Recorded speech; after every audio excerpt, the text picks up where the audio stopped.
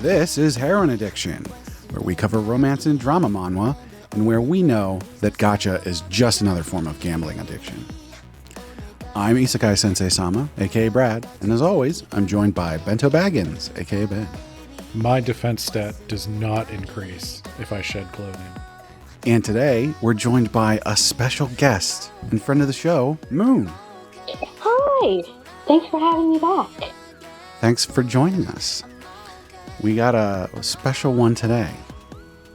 But before we get into that, be sure to find us on social media, which you can find all the links for on our website, animepodcasterreincarnation.com. So today, we are doing what I've dubbed the Recommender Special. Our last episode was indulgent for Ben, and so this time we decided to pick from all kinds of recommendations that we've been given, and the one that won was recommended to us by Moon. And as a former guest, I figured it would only be fitting to have her back on. So today we're covering Chitra. This has been, as far as I can tell, this has been ongoing for quite a while. Yeah, I'm seeing a couple of years here. I will note before we get into this, there is not an official English release of this. Tragic, a shame. I was really surprised because it's well rated. Mm-hmm. I would have figured someone would have picked it up, but no, there's only scanlations. These publishing companies don't know what they're missing out on. I do have to ask. I'm glad we have the recommender here, because is it recommended because you honestly thought we'd like it, or is it recommended because you thought it would be funny to watch us react to it? Actually, more the first. Okay. Your reaction didn't come to mind. It said, hey, this is really interesting series. It's a reverse harem where all of the guys get a little bit of lovin'. And, there's like some good world building in there as well. Like an interesting take on the ultimate isekai.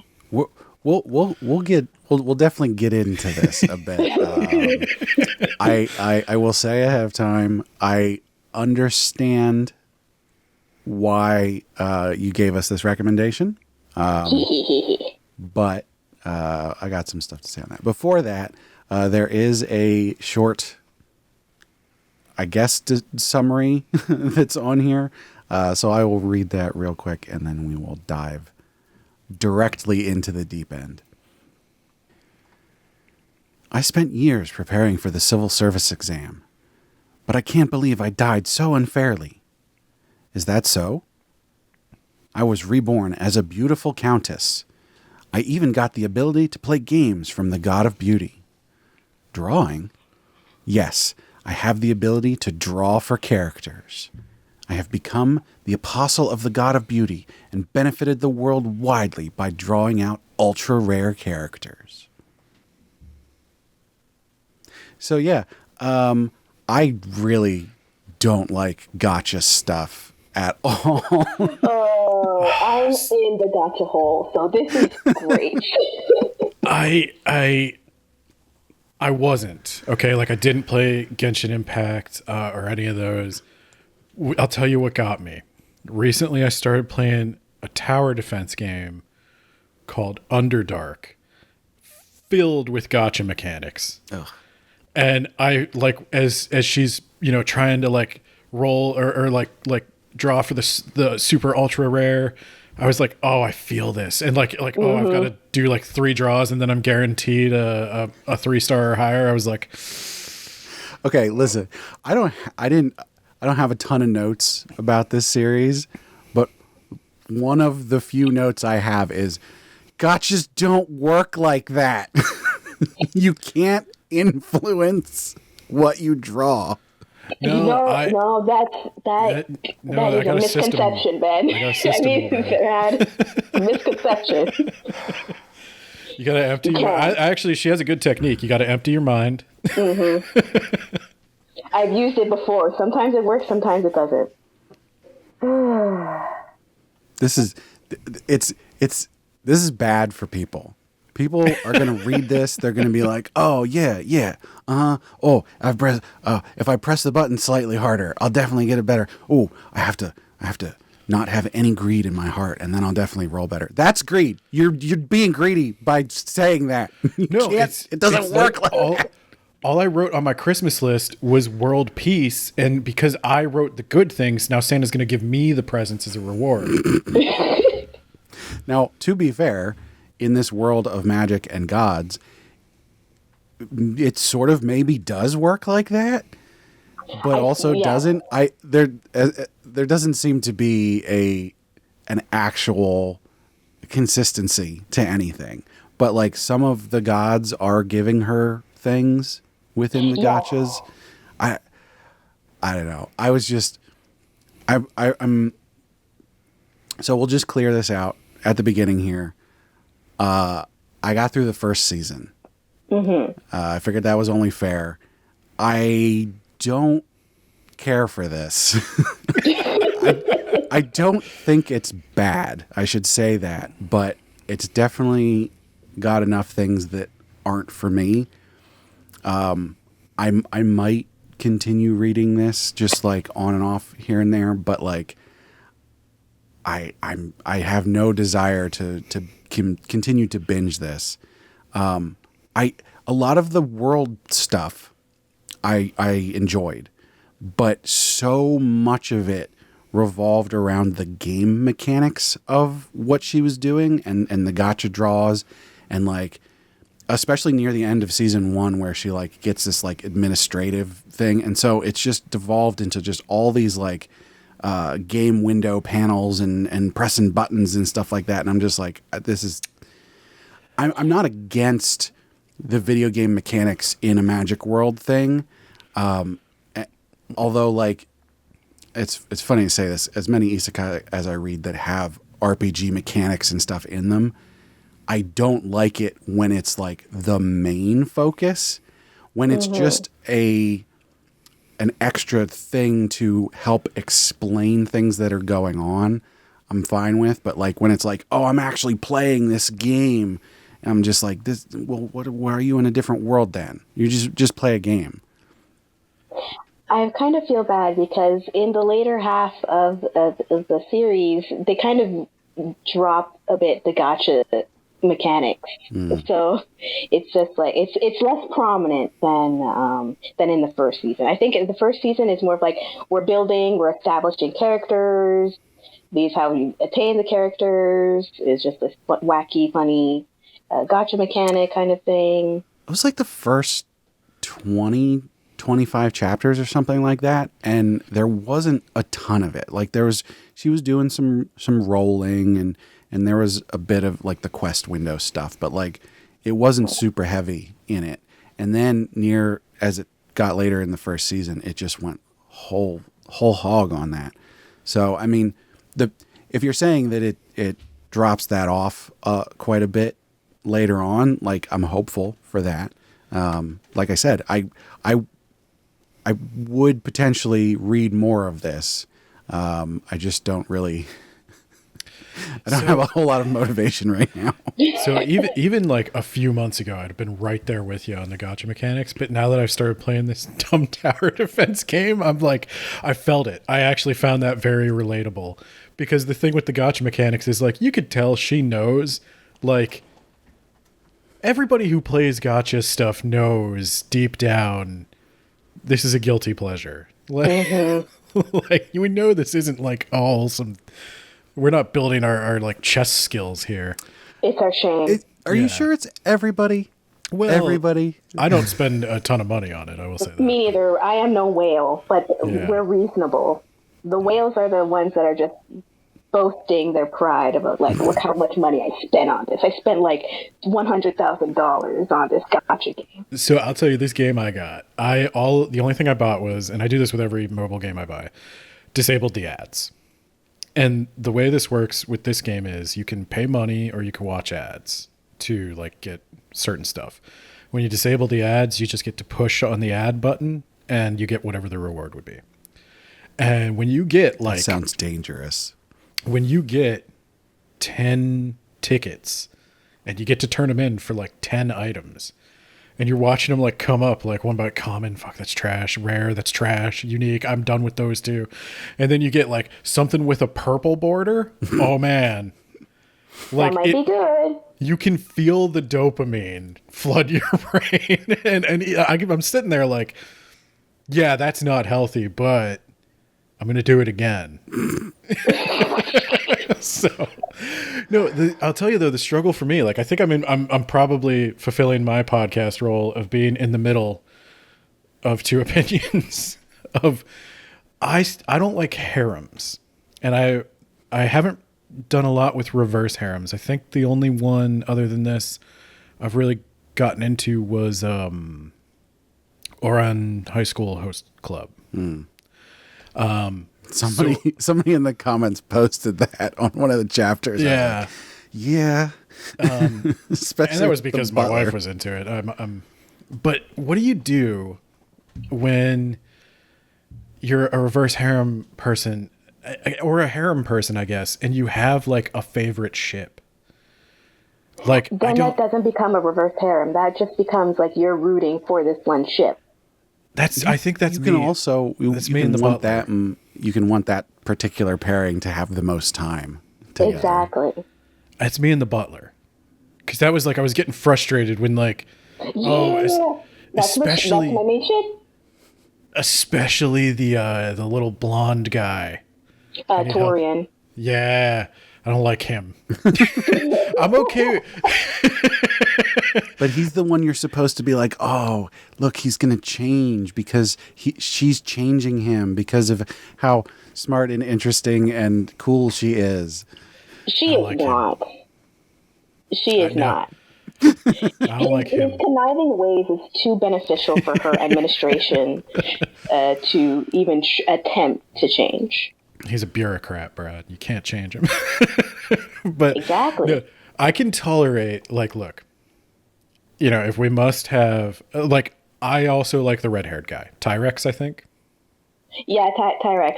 He's also, he's part of the trifecta of main guys.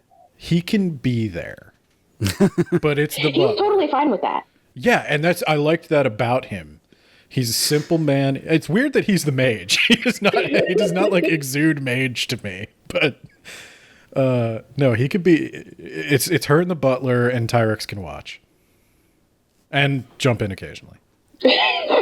Sounds like he wants to jump in a lot. 100%. He's pushing it for that.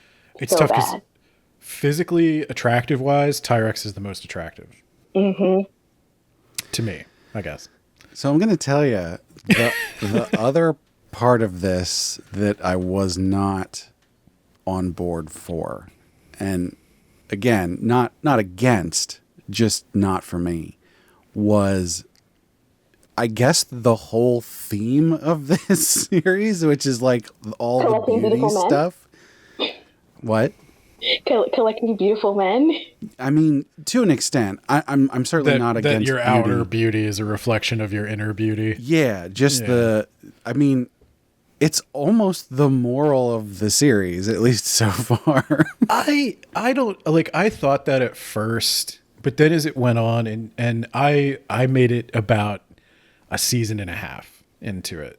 I ran up against some time constraints, but you could tell me if this gets better, because it was starting to get to a point where the god of beauty was like actually getting involved in adjusting people's outward appearances. Yeah. So like the more wholesome you were, the more beautiful you became. And if you were born beautiful, but you weren't wholesome, they'd punch you in the face and break your teeth. Yeah, to make you ugly. Yeah, to reflect that. No, you're right. I almost worry about that. Like, being Korean, I know that there's some issues in Korean culture with like emphasis on beauty and things. And like the very fact that at the very beginning, she's reincarnated into this woman, right? She goes from being a dark-skinned person to this incredibly light-skinned person. I was like, oh my God, are you starting this way? Okay. That has always been an issue. I will admit that. Even with manga as well, where the character had a darker complexion and they would suddenly become lighter, and that would be symbolized as beautiful. But I just consider that like that's the beauty standard, and it's nothing against, even though it is very problematic and it is an issue. I would have let that all slide a lot more if then they didn't bring up the caste system. I think I was telling you about this, Brad. I just, where I live, I happen to know a ton of Indian people, and she ranks the attractiveness of men on the scale of the Hindu caste system at one point, and I was like, ooh, that's not great. And I sent it. I sent just the pyramid she uses. It's like, I think it says Brahmins, handsome with a kind personality. Kshatriyas, decent personality. Vaishyas, handsome with a bad personality. And Shudras, ugly with a bad personality. And I sent this to my future brother-in-law. And I was like, on a scale of 1 to 10, how offensive is this? And he goes, I find it hilarious, but publicly I would have to say it's very offensive. Now, it's worth mentioning, he's a Brahmin. So I sent it to a friend of mine who is in a lower caste, and she said, I bet Brahmins would love it. So that was, you could tell, like, that's a Korean looking at a different culture, making a joke knowing there's not a lot of Indian people reading it. Yeah. So then there's one more step on this on this downward spiral that we're going on, which is and I don't remember if this was the exact characterization that they did, but the original Chitra was at the very least characterized as autistic. Yeah, I don't. Do we blame the translator for that? Maybe. Yeah, but it doesn't change the fact that, like, that was her characterization of, like, she couldn't talk to people. Well, there's literally a line in the first chapter, I think, where they say because of her autism, she couldn't blah blah blah, and I didn't know. I don't know if I want to blame the comic for that, because I'd have to see. Right. There were just a couple of things where it seemed a little insensitive, but on the other hand, like, that's webcomics, kind of. I want to be clear. I don't think, for someone who likes this, I don't think those are, like, things that you would be like, oh, this, if you like this, you're a bad person or anything. But it's definitely things to keep in mind and be like, this is at best skirting the line of, like, what is offensive or not. I don't remember reading that. I remember, like, she couldn't speak or anything because, like, her parents were killed and they were in an accident that she witnessed, and it was, like, very traumatic for her. So she kind of just, like, shut down, and then people just took advantage of her, and her family just kind of, like, let her decay away. But I don't remember reading that, but and that's why I kind of wondered what the original language said, because that is the way you described it is exactly the vibe on the page. And I just wondered if the choice of words, because the choice of words I read was up to a translator, and those are not the words I would have chosen. Mm-hmm. But I know in later down the line there's a character, and the translator do use the word autism and some other condition as well. I don't exactly remember, but I don't. But for Chitara, I don't remember like seeing that part. Yeah, So, where I say yeah. like it's webcomics, I mean, I don't mean to say it's like you shouldn't think about it, but I have an expectation that the people drawing and writing these probably young, working quickly for a young audience that like they're not researching medical conditions to try to figure out like what would she have, and they're just like, oh, I know people with autism sometimes have communication problems, and they don't think about the broader implications. But I thought that was okay. They moved past it pretty quick. I just I mean, having an autistic character in there and having that representation and exploring It's what not that is. representation. Right. Yeah. In this specific case, she's literally just replacing her. And it's like, oh, here's this woman. She was, downtrodden. She couldn't speak and she died. And we're going to replace her with this other woman who's charismatic and smart. And she's going to get all this. And it's just like, Well, and it also that's horribly depressing. we're wandering into my douchey philosophical corner here, but like that really also puts the burden of mental illness on the soul, Yeah. not the brain, because she's still got Chitra's brain. But Although that's where I would say, are we saying autism is a mental illness, or that's true. Yeah, is it just a different way a brain is constructed? no, I think that's neurodivergency is the word, right? Yeah. Yeah. Yeah, but let's get into the she's got to draw, she's got to get a lucky draw off the bat. Is the main character. I feel the male lead, I should say. Yeah, She's the main character. The main guy, Radlick. I could just call him Radlick. I don't know if that's how you pronounce it, but that's how I'm pronouncing it. I think that's fine. I was Radlick, Redlick. I don't know. I used said, like, Google Red Translate. Elk. Yeah, the actual Google Translation. Red elk. Red Elk. Yeah, but I'm just like, sounds different. I'm picturing something very different. So many times these names are just like, I bet that sounds cool when you say it with your native accent, but in It English, definitely this does. is not working. In Korean, it sounds very cool.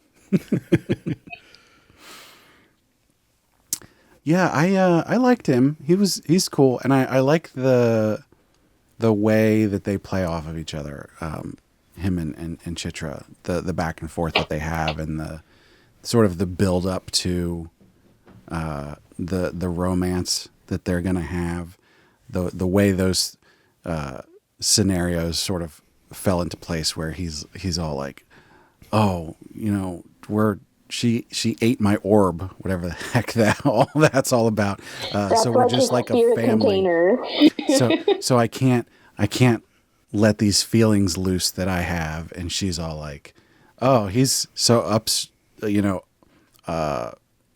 he's so well put together and capable and everything. He wouldn't like me like that. I'm just gonna keep looking at him.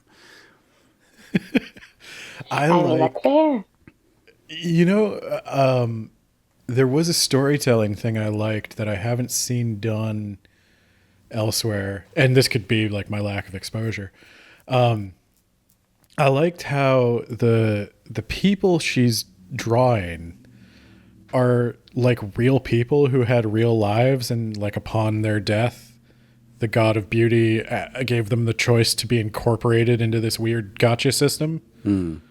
And they like remember each other. Like there's this whole like, she draws the butler, she draws the mage.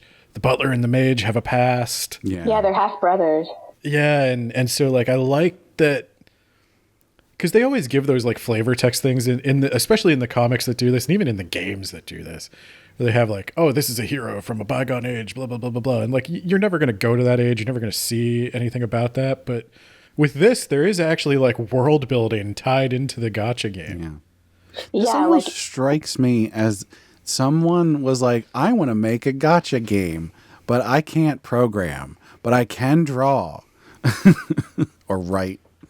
write and draw. This was it's written by Tae Sun and drawn by Refe, apparently. Well, I know, but I'm going to expand on what Ben said. The characters that she does draw all have pretty fleshed out backstories from their time in the past. Radlick and Tyrix, they both fought their demon king, demon lord, or whatever, and then they both divulged into different paths. So, with Radlick, we get to see we see a little bit of his past before he met started going on this quest to kill the Demon King. And then with Tyrix, we see his past afterwards. And they're very different. And I will admit, Tyrix is a little sad. It's a little tragic, a little bit. But I like how each of the characters, they get their past fleshed out, and it's not just like a throwaway thing. It's actually a kind of a fundamental part of their personality, and it's and they're ingrained principles. So it's a very refreshing change compared to other reverse harems where it's just let's drag them in and being look at all these handsome guys around this one girl, pick who you want, pick your niche. I mean, there's that too. I mean, yes, that is true, but each one has an in-depth backstory, and be I relate more to this backstory, or like this one I'm not really a fan of, but I like how he's going from his past and he's looking forward and moving on towards his future kind of thing. So it's all very, I like how in depth they can be.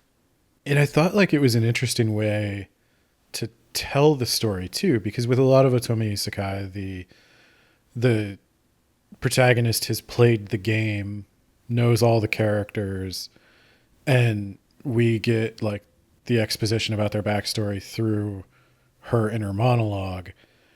And in this, these dudes all know things she doesn't know. And she has to kind of read it on their facial expressions. She's oh, there's some tension between these two. Why? I was worried about that when they first introduced that whole I'm going to absorb their spirit ball thing, and then we're going to feel each other's emotions and stuff. I was oh, were they just going to all of a sudden know what each other are thinking and everything? But they didn't really do a ton with that. I think that's just so that you, the reader, know you don't need to worry about them betraying her unless they do. Highly doubtful any of them will betray her. So. Okay. Yeah, because I think they wanted to let you know, no, this is what we're doing. This is the reverse harem. These guys work for her. They all love her.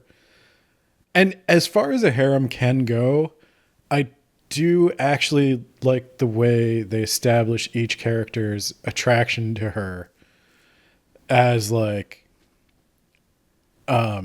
she's doing things a little different. She's not just respected, they expect her to use them.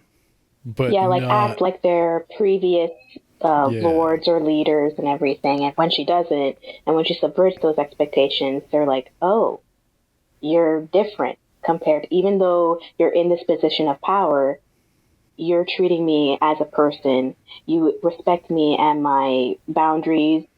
You take merit in my capabilities, and that's kind of different than what they're used to.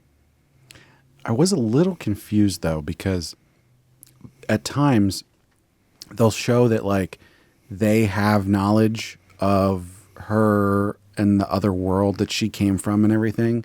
But then at other times it's oh, that's a crazy new novel idea that you have there. How did you ever come up with that? I'm just that she's from this other world. Well, I think they know that she's from another world, but I don't think they know anything about Korea or what that other world is like. It was just there were a couple points like that where the consistency of the the world building in that specific way. I was just like, are you keeping track of what's going on here? Yeah, But it does look like there's a lot of world building that's going on, and I'm like, one of my concerns is like, how are they going to wrap that up into like the main plot, or if they're just going to forget it or retcon it or whatever. So there's a bit of trepidation there for me as a fan. Just being like, But are it you going to remember this? it was the character interactions and the world building, like the territory building and stuff like that. That was the stuff that I was like, oh, I'm on board for this stuff. Like, I can get behind this. This is the kind of stuff that I like in my isekais. Yeah, I love the whole territory building aspect, even though it's also gamified as well. It's nice to like have kind of like an actual serious territory management kind of vibe compared to all the other isekais where it's just like, oh yeah, we're just wandering around, and then you'll be the leader of this little village here, and then you report back to me, and blah blah blah, and then they just go off and on their adventure or whatever as usual. But this is like actual like bureaucratic. There's paperwork to be done. There's budgets to be balanced. There's diplomacy to be had. So it's very nice. I like it. But then on the flip side of that, there was there's good bits of comedy in there as well. I did enjoy they would have a subtle, expectation subversion they throw in, or the reactions to certain things that they would have that I generally had a couple chuckles. In terms of like well-constructed jokes, this was probably like, I'd say at least like top 3 funniest for me. And I don't know, maybe it's just like for me, the novelty of the reverse harem, because I don't read that many of them. But like one of them that I remember was like when she has to choose between polygamy and polyandry, and she's just sitting there and it's like, well, I mean, there's only 2 choices. The monogamy is not an option. So I guess it's polyandry. It's polyandry. It's polyandry. And then she's like, I had to, guys. It's just there was only 2 options, and they're like, we don't care. It's you're the queen. You can do whatever. Then the other thing that got me was when she's like, okay, we got to start making men more beautiful.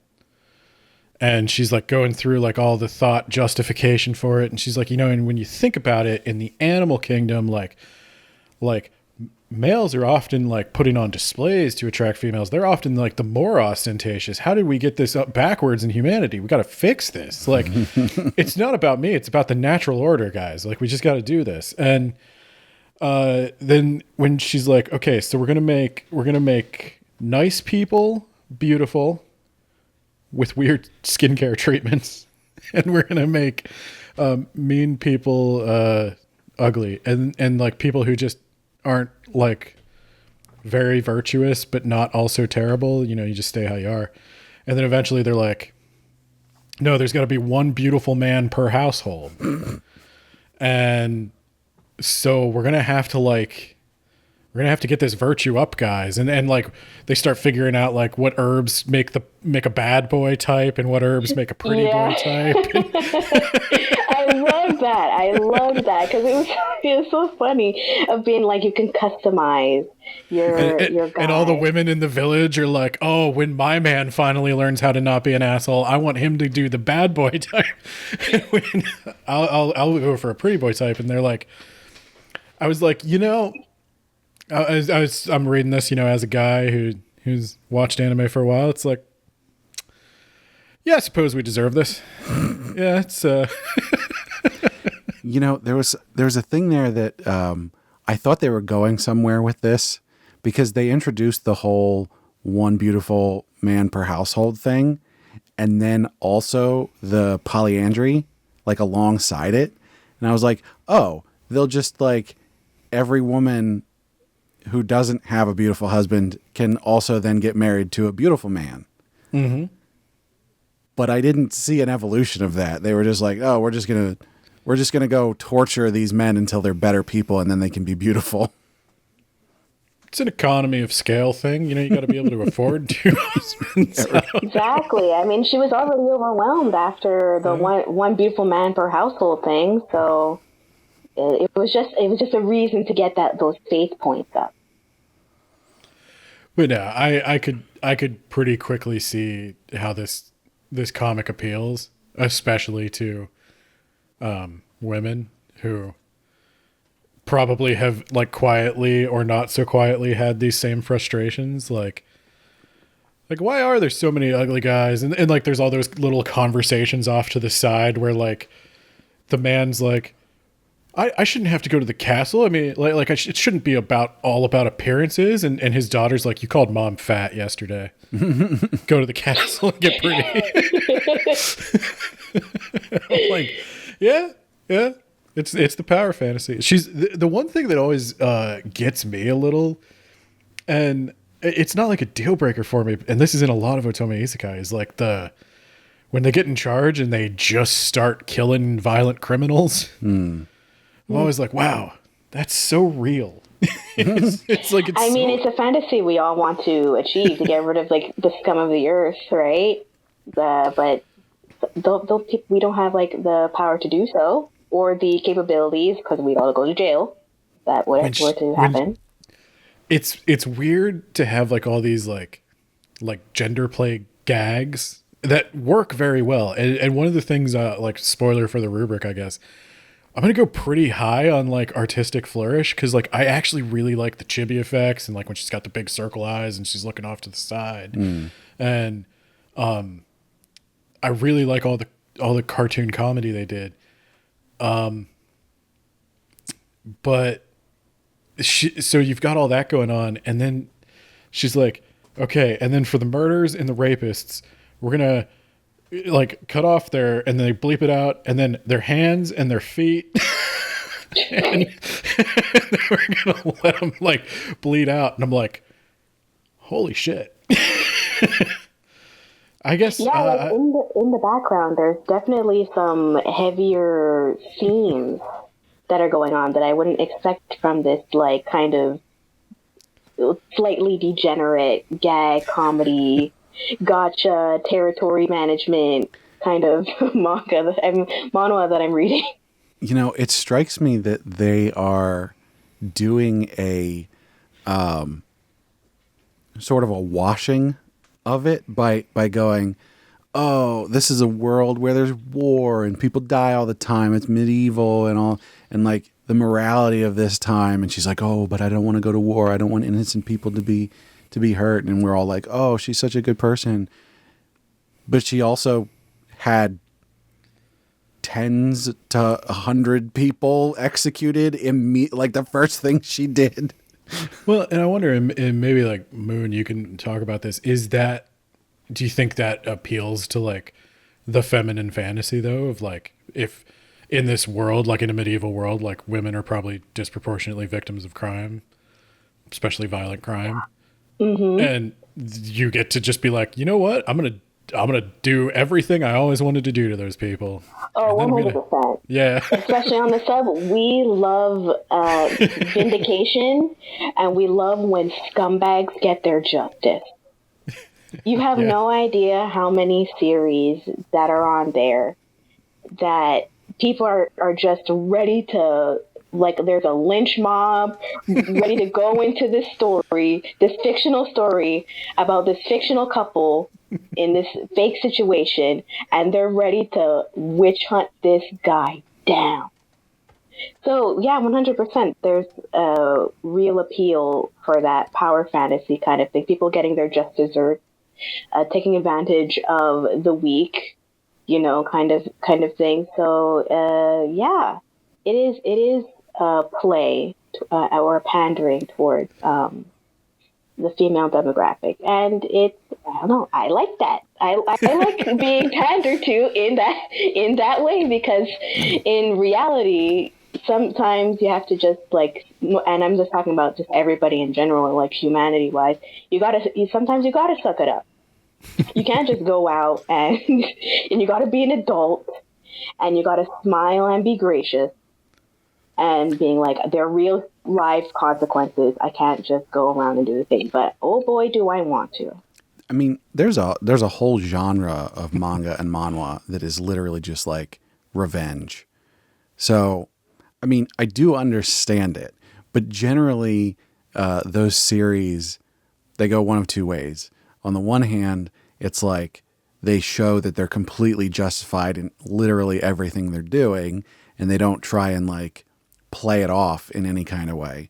Whereas, like I was saying with Chitra, they sort of then go on to be like, oh, I don't want to hurt anybody. And then the other way that it goes is they're just like unrepentant and just like, everybody's going to die because fuck everything.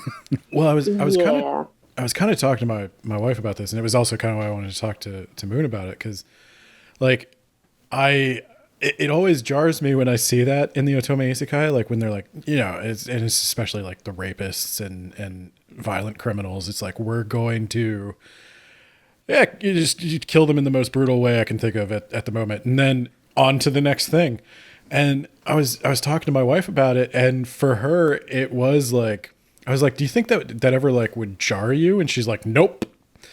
That is the first thing I would do, and then it would just be on to the next thing. It's like that's it's very task oriented. Like this is what we need to do in order to better society that we're in right now, and then we're on to the next thing that will better society, and so on and so forth. Yeah, my wife was like, I would not lose one wink of sleep over that. She was like, I am so tired of it. Yeah, that would just be the first thing I do, and then we can begin the story. Yeah. It's a very popular take, an opinion to have, you know, just moving on to the next thing, because like, I guess in a lot of people's minds who favor that stance would be, or do that kind of thing would be more of like, this is like, these people, they're not people. They're like subhuman. What they do, their actions are just not a part of what humanity should be, or we don't want to associate with that. So they're kind of viewed as lesser or other, and then you kind of just get rid of that and set an example. And it's like you said, you know, if it were real life, I don't know, maybe there'd be a little more nuance to it, but this is a escapist fantasy comic, and this is the escapist fantasy. It's just that simple. It's done. It's over. Mm-hmm.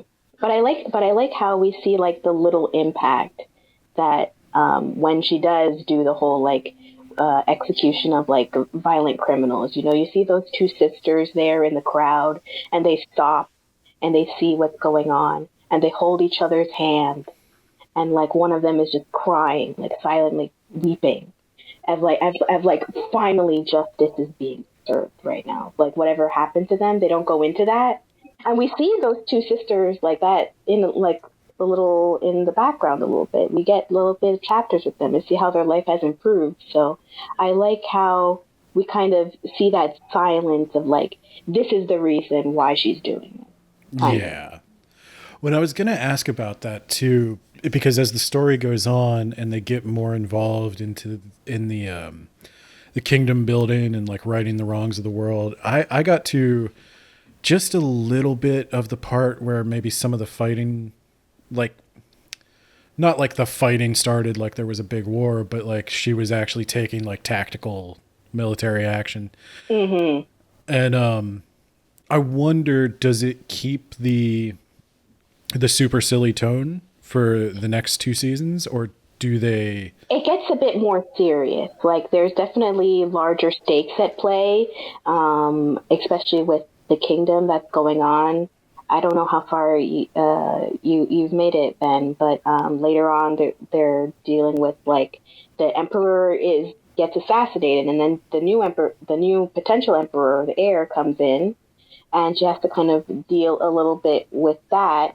And then she's also dealing with this little group of, like, they're called the Six Dukes, and she has to deal with them as well. So it's definitely it's a lot of more politicking later on, which I like, surprisingly enough. I hate real world politics, but like when we're going into fantasy politics about TV shows and all that kind of stuff, that's my shit.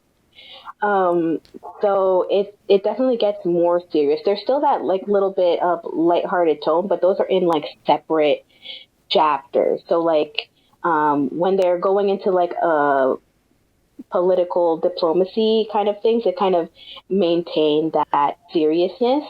And then the more lighthearted stuff is reserved for like later little, like not side chapters, but just like little subplots. Yeah. Yeah, because the thing I did sort of like about it was that the first season is kind of jokey joke and all about like we just need more beautiful men in this world. It's like a very simple fantasy, but towards the end of that season and then in the start of the next season, she benefits her subjects. Like even the men, like it is funny to have it flipped on me of like now men are being objectified. Oh yeah. but they're being objectified and collected and tweaked for the benefit of their wives. And I understand the irony and like, hey, that's not fair. But when she evolves the poles and they take off their helmet so you can see their face better. Yeah. She's got the statues, and there's the cute type and the muscular type. And I gotta say, the statues, my favorite part of the whole thing. The statues are great. Is hilarious. When the first one gets introduced, that was the funniest thing, I think, in this whole series. I was just like, that is hilarious. He's just running around going, everybody should worship the God of beauty.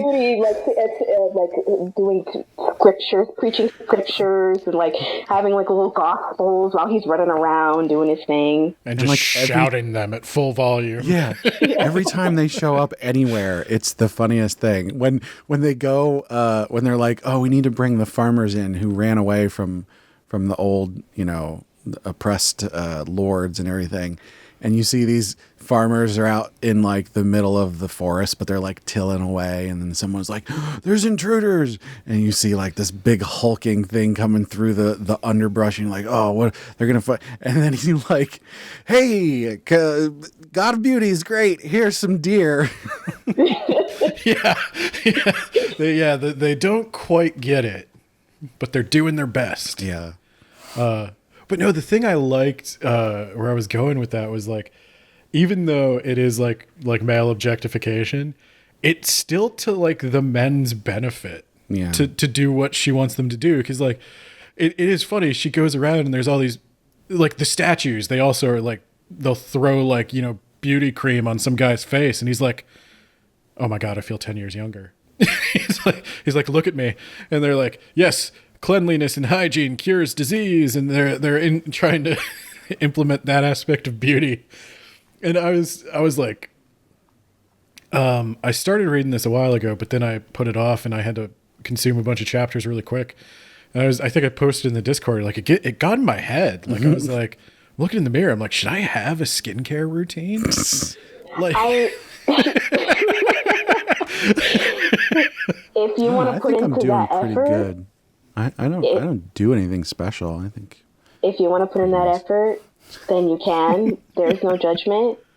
All I know is I'm trying to look like I'm immortal, and it's working. I've been told I do not look my age multiple times. So yeah, it's beneficial.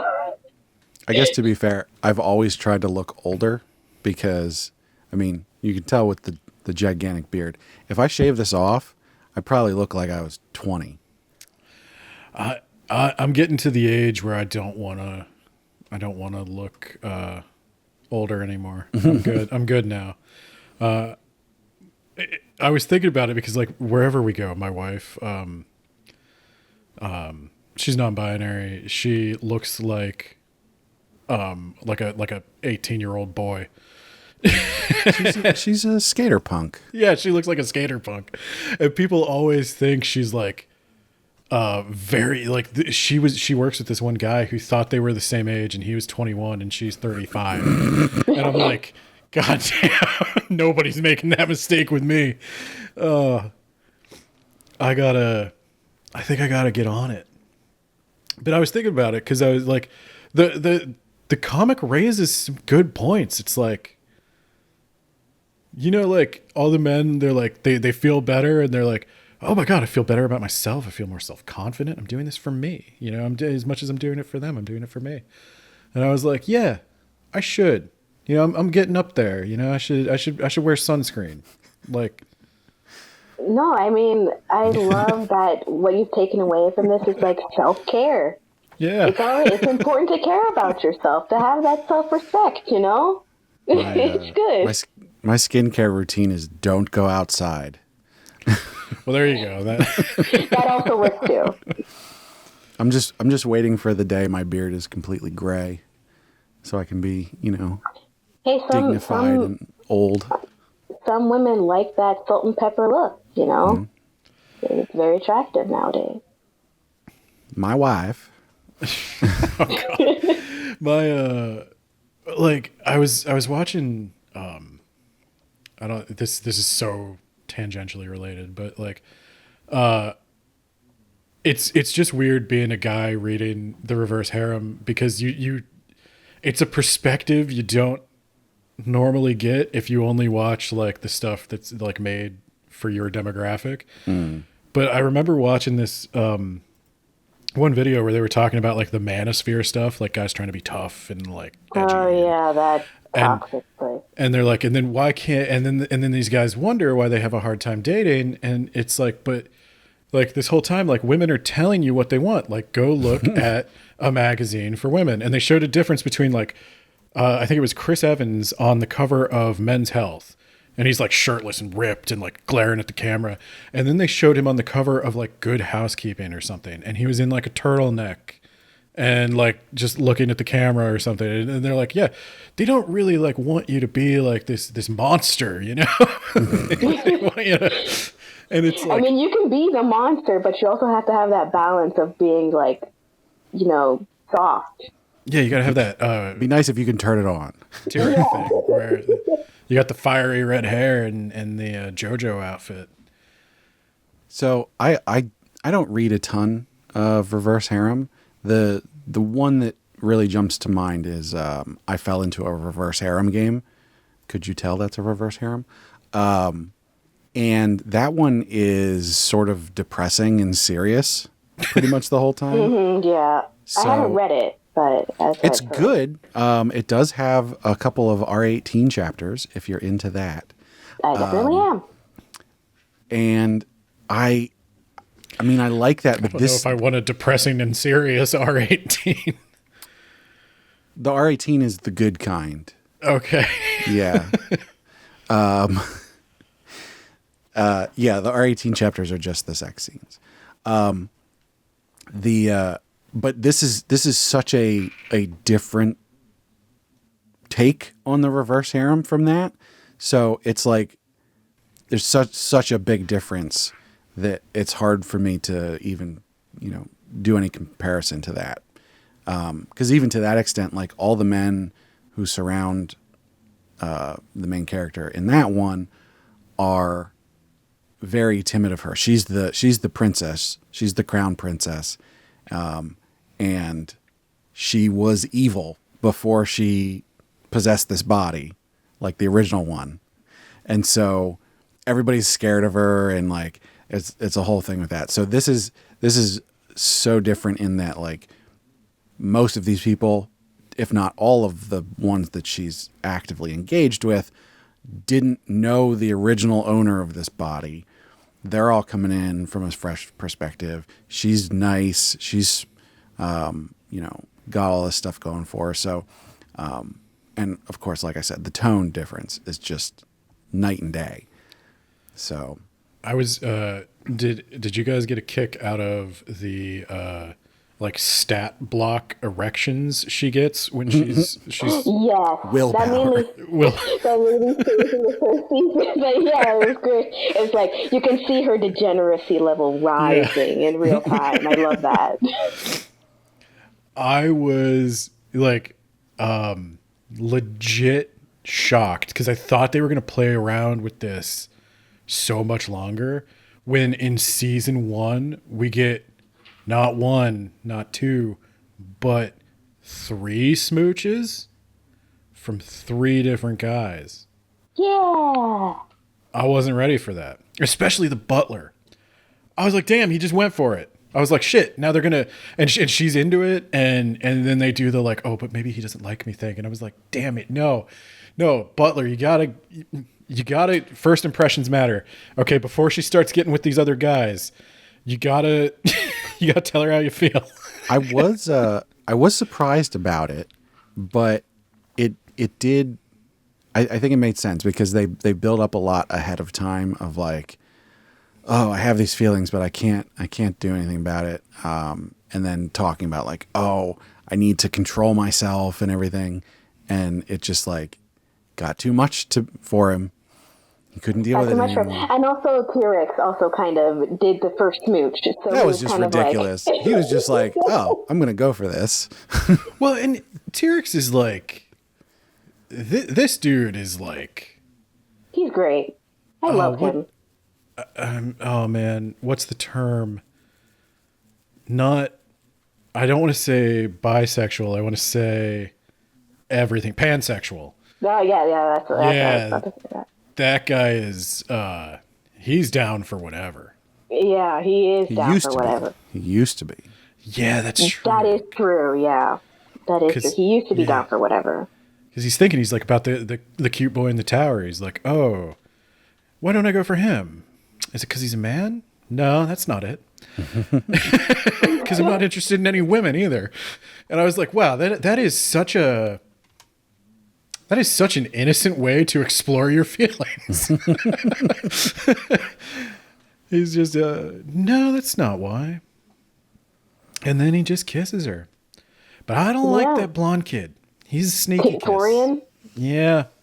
I love the dynamic that Torian and Radcliffe have together. Just 2 snipey, petty people playing mind games with each other of being like, I want to be with Chitara, so I'm going to try and get this person to leave.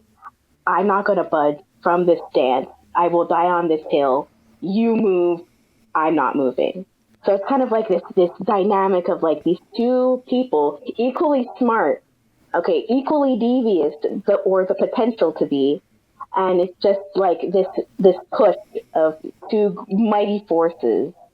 And it's just like over like the smallest little thing, and I just love that. I love the dynamic between like every single harem character. Even later on, they get more editions, 3 more editions, and there's even more like a little bit of dynamic even there too. So just like it. So I wanted to ask because I had a feeling it was going towards more guys. How do things develop? Because I think I read about 60 chapters and there's like, what, 178? 79. 79. Okay. Yeah. Still coming out. Yeah, still coming out. So does she get more romantically involved with any of the guys? Or like, does she establish like the proper, like, I don't know, polyandry situation she's going for? Or does it just continue to be like little playful interactions? I think later on with 2 new characters. One is more of like a political marriage kind of thing. So there is marriage, but this one's more political. This is a political pawn or play, so to speak, a political marriage. And then the other one is a marriage of necessity, or just like, I guess, bureaucracy. I'm not sure. They're both willing, both consent. But but yeah, there's 2 characters that she does kind of end up marrying. It only in name, marriage in name. There's no ceremony or anything. But it does maintain that like a bit of lighthearted dance around, but they still get smooches, you know.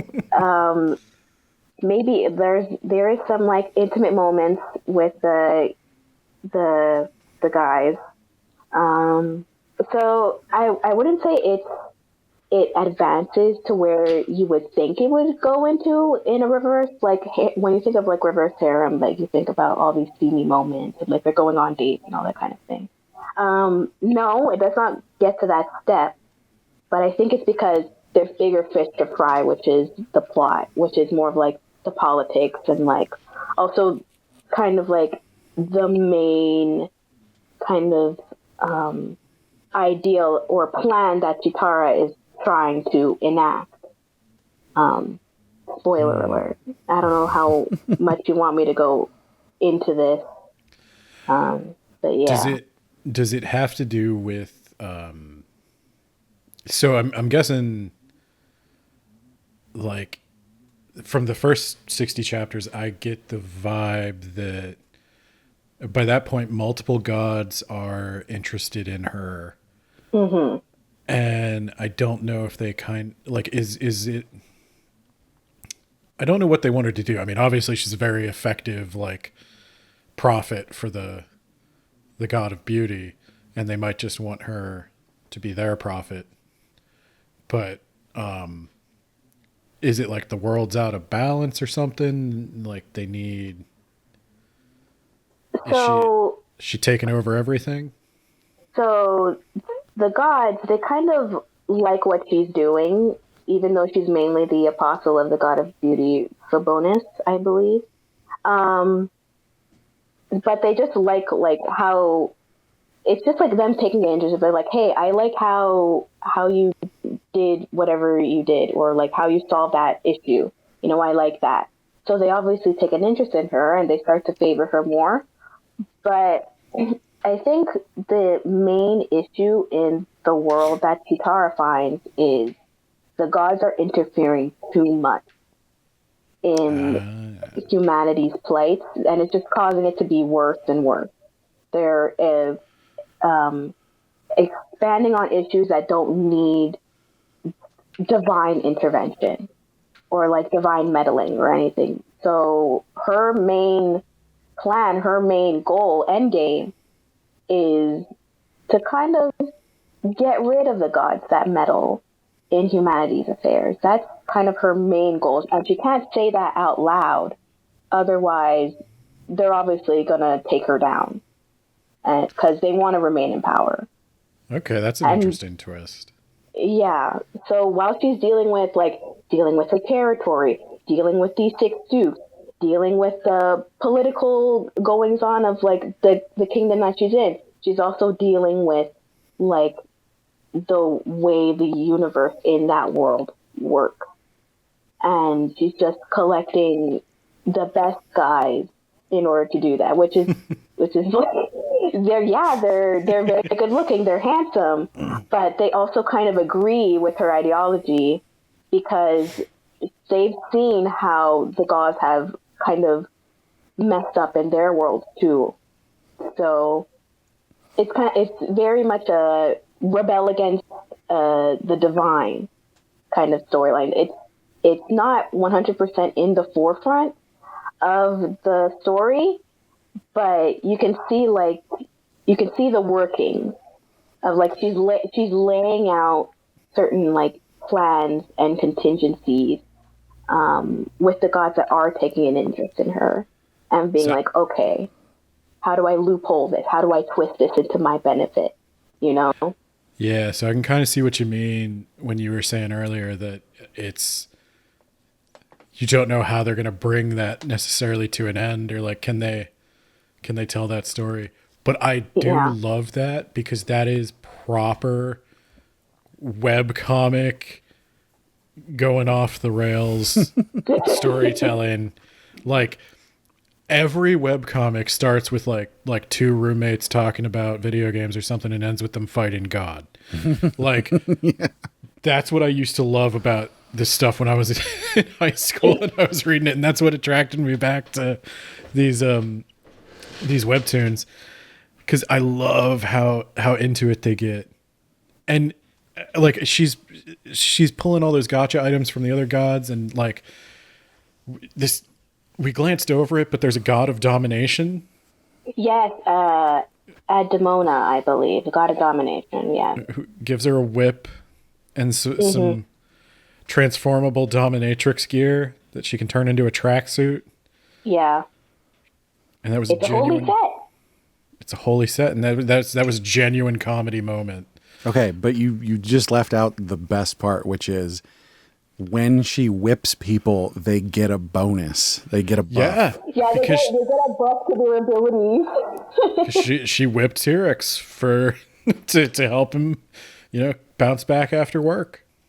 No, that's great. I like how like that, even that kind of like little bit of kinky kind of like subversion of being like, yeah, you think this is, this is a kinky thing, but it's also kind of like a little bit of a Benedict, like, look at this gag that's going on.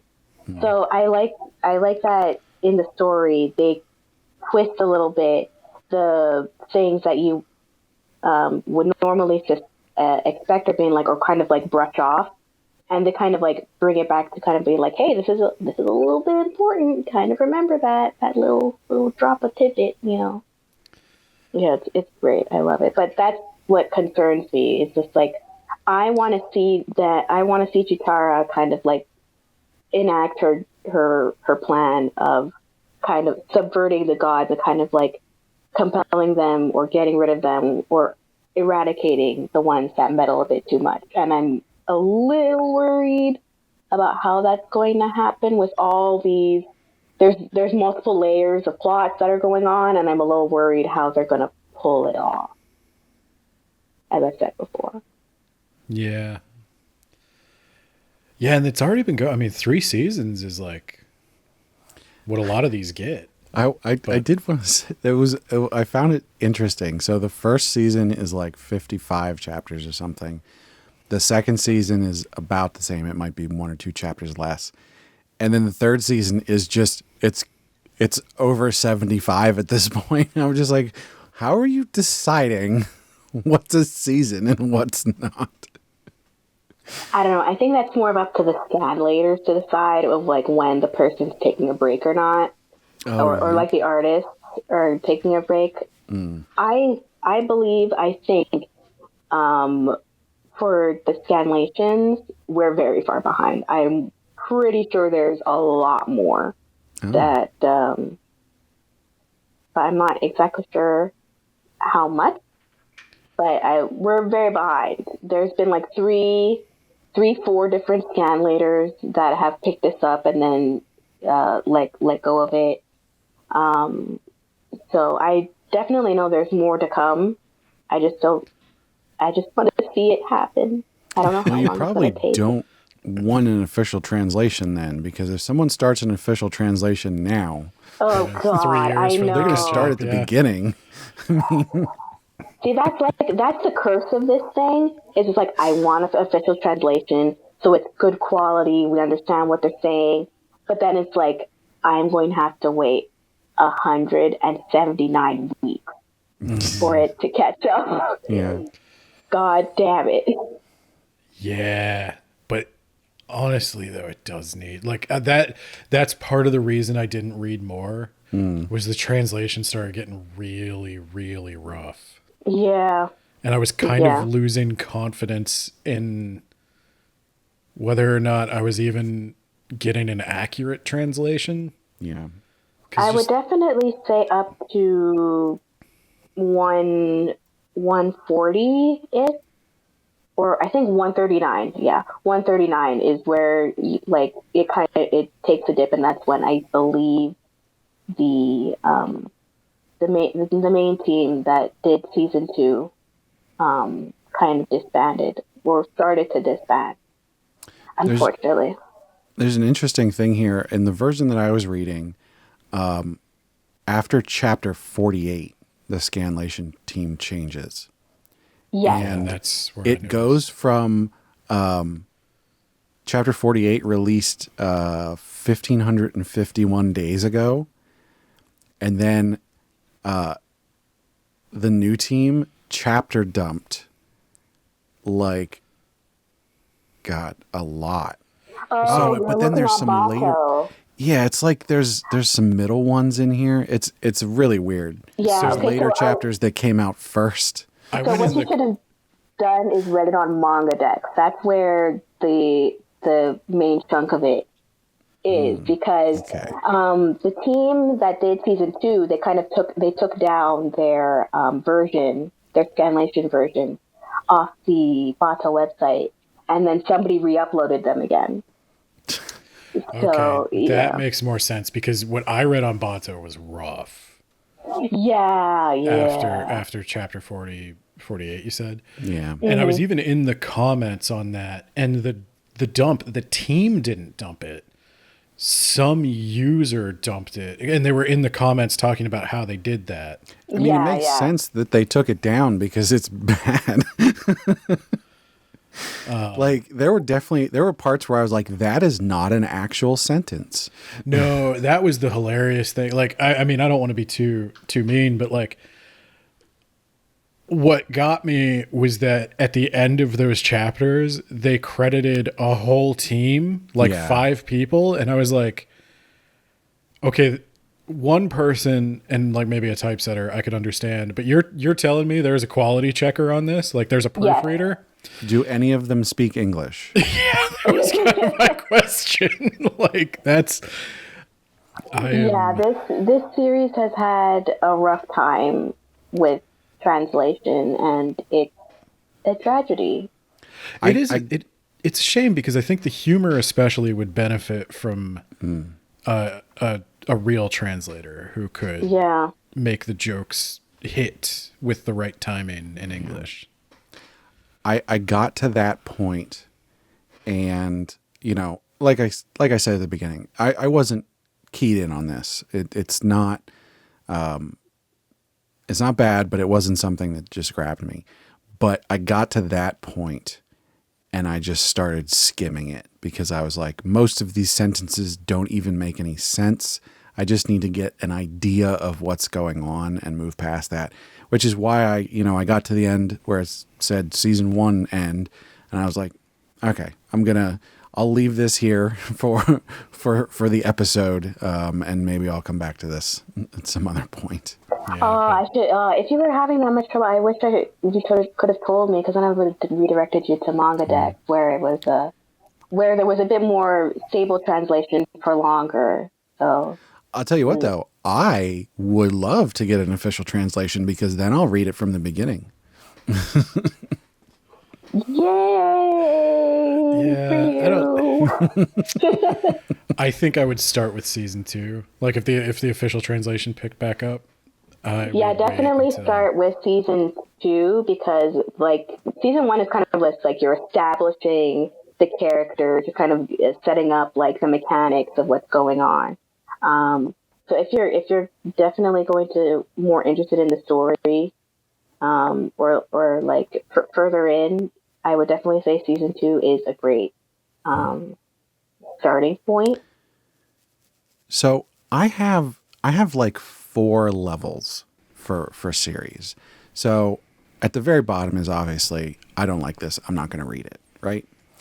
And then there's level 2, which is like, I don't like this, but I can see I can see where it can be good, but it's not for me, I'm not going to read it.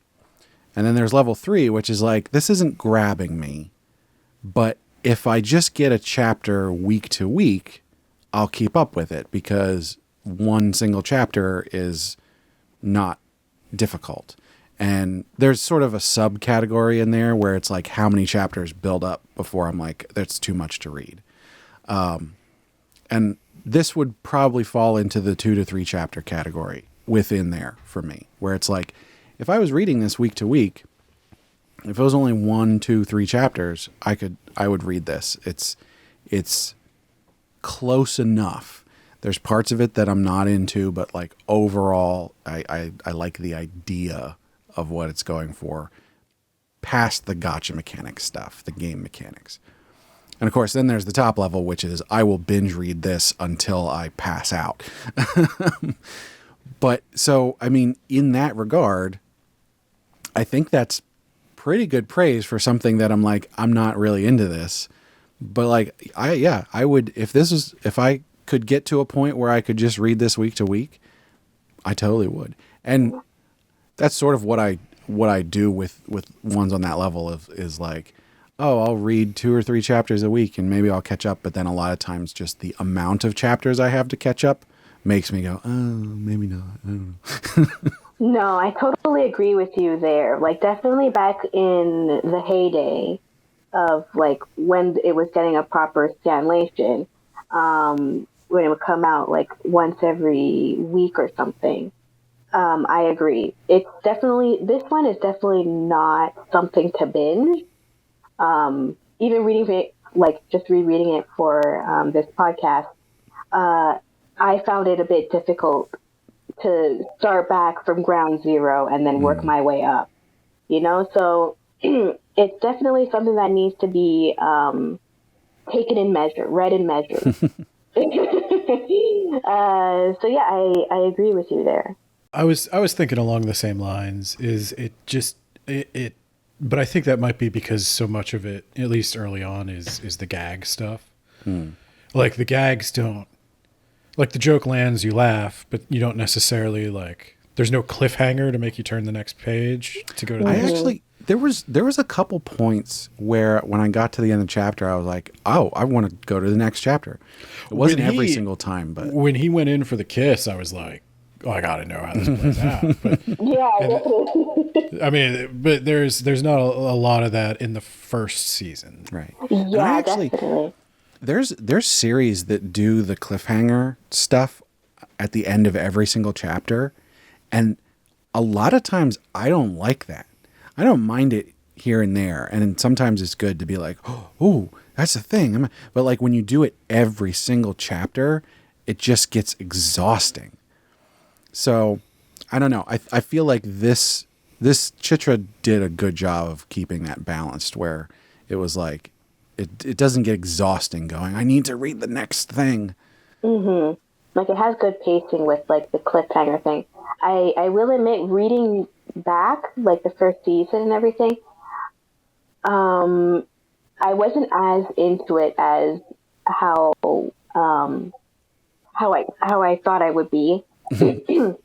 Rereading, like, the first season, I was just like, okay, I know it gets good, but, like, I just been like, I know we're just establishing the things and everything. So it definitely, like, the first season is slow. I will say it is slow. It's slow. But once you get past, I think, into the second season and a little bit further, it starts, like, ramping up, and you're just being like, you're starting to see the payoff of, like the little, like, pebbles or like seeds from season 1 start to reemerge again, and it's like, oh, okay, I remember that was an issue. You figured that out. You solved this, or like, oh, this plot point is coming back up again. Okay, that's cool. So, yeah, even though I recommended it to you guys, and I'm like pouting it and being like, oh yeah, it's great. The reread was a bit of a struggle.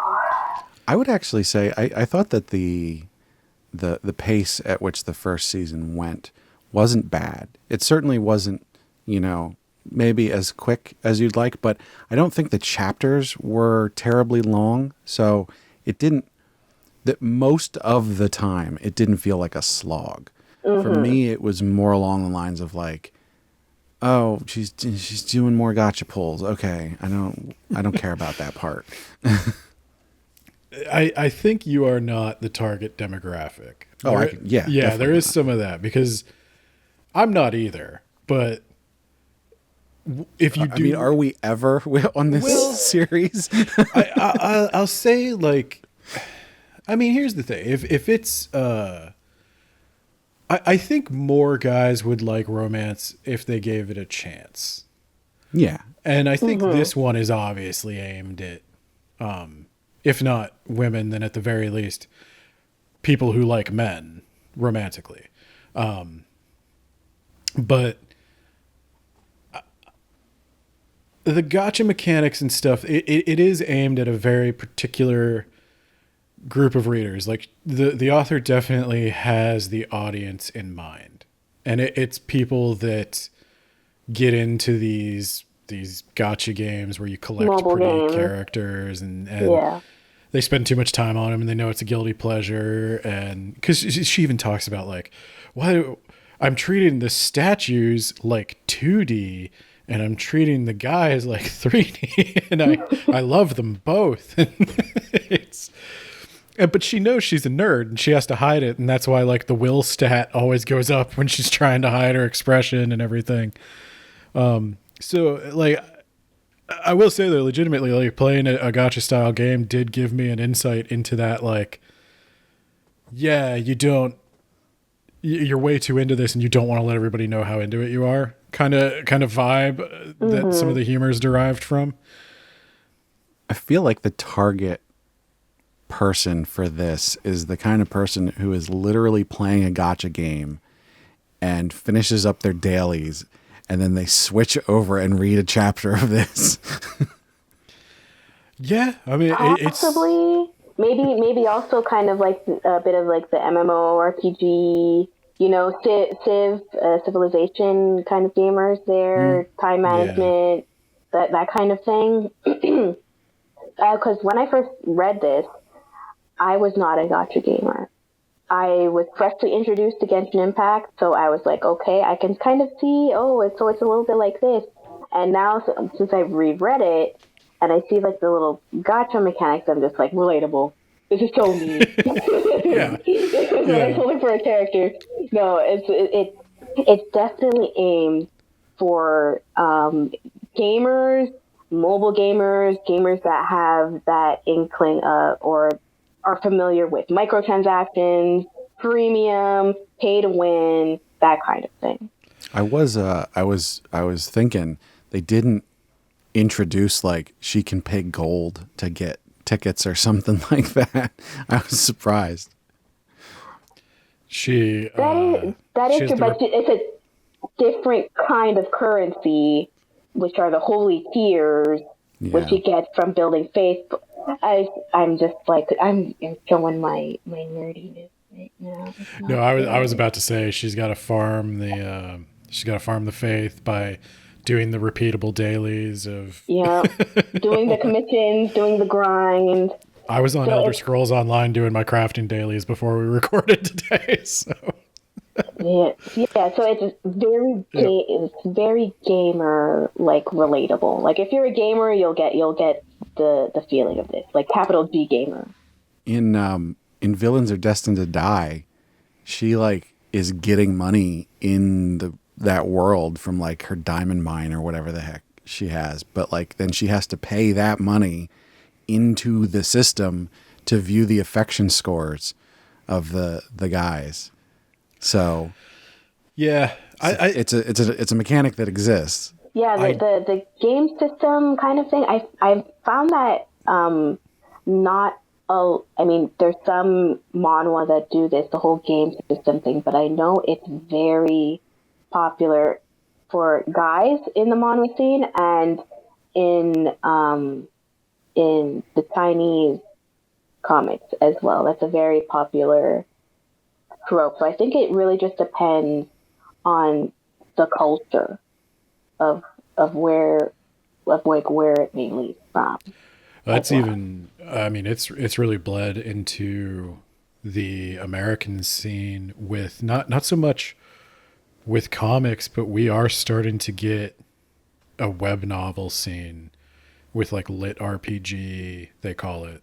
And there's websites like Royal Road, and there's other ones that have the same monetization stuff with like the tokens or coins or whatever, and you get so many chapters, and it's just it's a matter of time before that gets a little bigger. We'll be dreading the day when that happens. Even though it's already happening, I'm not a fan. No, it's interesting because I think it's something that only I say this I'm very, very old, but it's something that only like young people are really into right now. There's not a lot of people, I would say like over 30, that are even aware that this is a thing. The webtoons have gotten popular enough that I do think there's some awareness, but in that book world, the only reason I know about the like lit RPG scene and web novels and stuff is because I came through Otome Isekai and then found that there were actually a ton of people doing it stateside, and that was crazy to me. Yeah. I mean, if there's a way to make money, people will find it. That's 100% for sure. As long, I wouldn't have a problem with it if I were paying the creator. Right. I feel like I'm not, though. With some of these sites. It's a very, like, a hot topic. It's something that's very debated upon. Personally, if there's like a printed version of a webcomic, I'm 100% buying it. If it's something I would like, especially like one of my favorites, then 100% I'm buying it, because I know it goes to the author and everything. But like with like Pappy Toon, Taptis, Linden, Manta, all those ones, it feels like, these people, like the authors or the artists, might get a portion of it, but it's not a significant portion as I would like it 5 cents on the dollar if they're lucky. Yeah. So, unless you guys have any other specific topics you want to cover, we could rubric. Oh, yes. There is one thing I would like to touch upon a little bit, a little note in my notes here. This is one of the very few, handful, I can count on like one hand, webcomics, otome isekais, that mention periods. Oh, In depth. Like, it actually goes into it a bit. With hallelujah, praise the Lord, we need some representation up in here. It's not like we women do go to the bathroom. We do fart, we do burp, we do smell. Okay, I don't know about all that. We do our best to camouflage the hell out of it, Brad. That's the thing. So, but we all do the same things as guys do. But it's very nice to see periods actually get a significant amount of talking time and a little bit of world building as well. It does affect a bit of the world in there as well, and it not being just a side thing of just being like, oh, she's not feeling too good, she's in bed because of so and so, or it's her time, it's the lunar cycle, or it's the flowing red tides or whatever, No, I liked how she addressed this is me being like a weird like medieval literature nerd, but I liked how she addressed the fact that like there weren't the same products available in medieval times, and so how did women even deal with that? And it's crazy if you're researching into anything medieval how often that comes up, and like how much is not known about it, because the people writing books at the time didn't write about that. That was just knowledge that was like passed from like woman to woman, mother to generation child, to generation. daughter. Yeah. It was a really nice like little thing to read. And I know they just do like a little mention of it a little bit, of like her yelling out the castle windows and being like, it's my period, I'm ready to die now.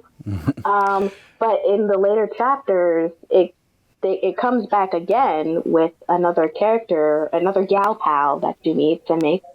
And it actually gets mentioned that like female mages, they don't work during their period because women have a stronger affinity for magic.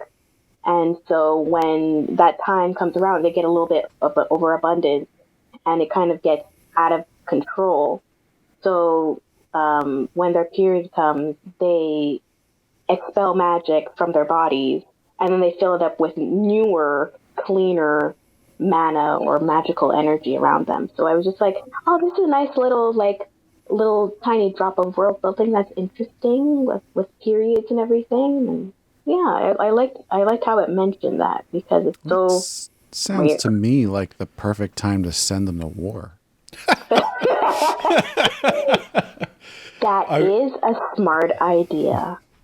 Well, I was gonna say, I mean, this is you're just hitting like the nerdy things I like.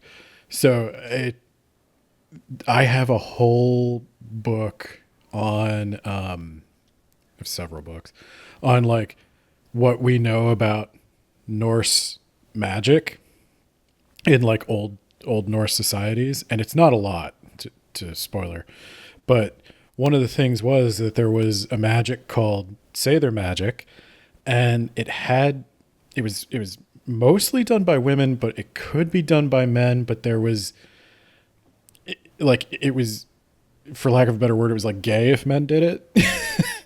And so there's all these specifics about it that they don't know.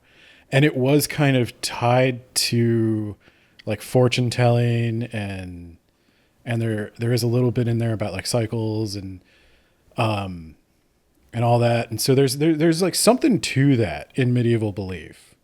And it is one of those things that like it probably didn't get written down, and it was probably a very important part of society because like they would consult priestesses before going to battle to make sure like this is a good time to go to battle.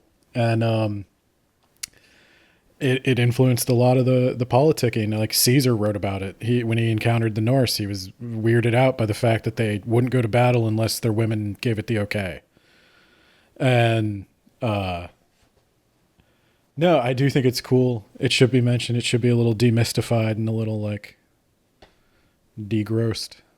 I have to say I've seen it in a couple other series, but mostly the way that it's brought up is just once, and it'll be like, oh, she was really malnourished, and oh, I'm bleeding now. Oh, my period has come back. That means I'm getting better, and then they never do anything else with it ever. Yeah, it's just like touched upon for like either like they're getting healthier or like they're feeling a bit ill or weak or whatever.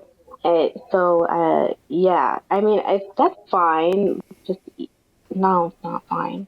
Really, it's not fine. I liked how the butler knew what was going on, though. He wasn't like a complete moron. Yeah.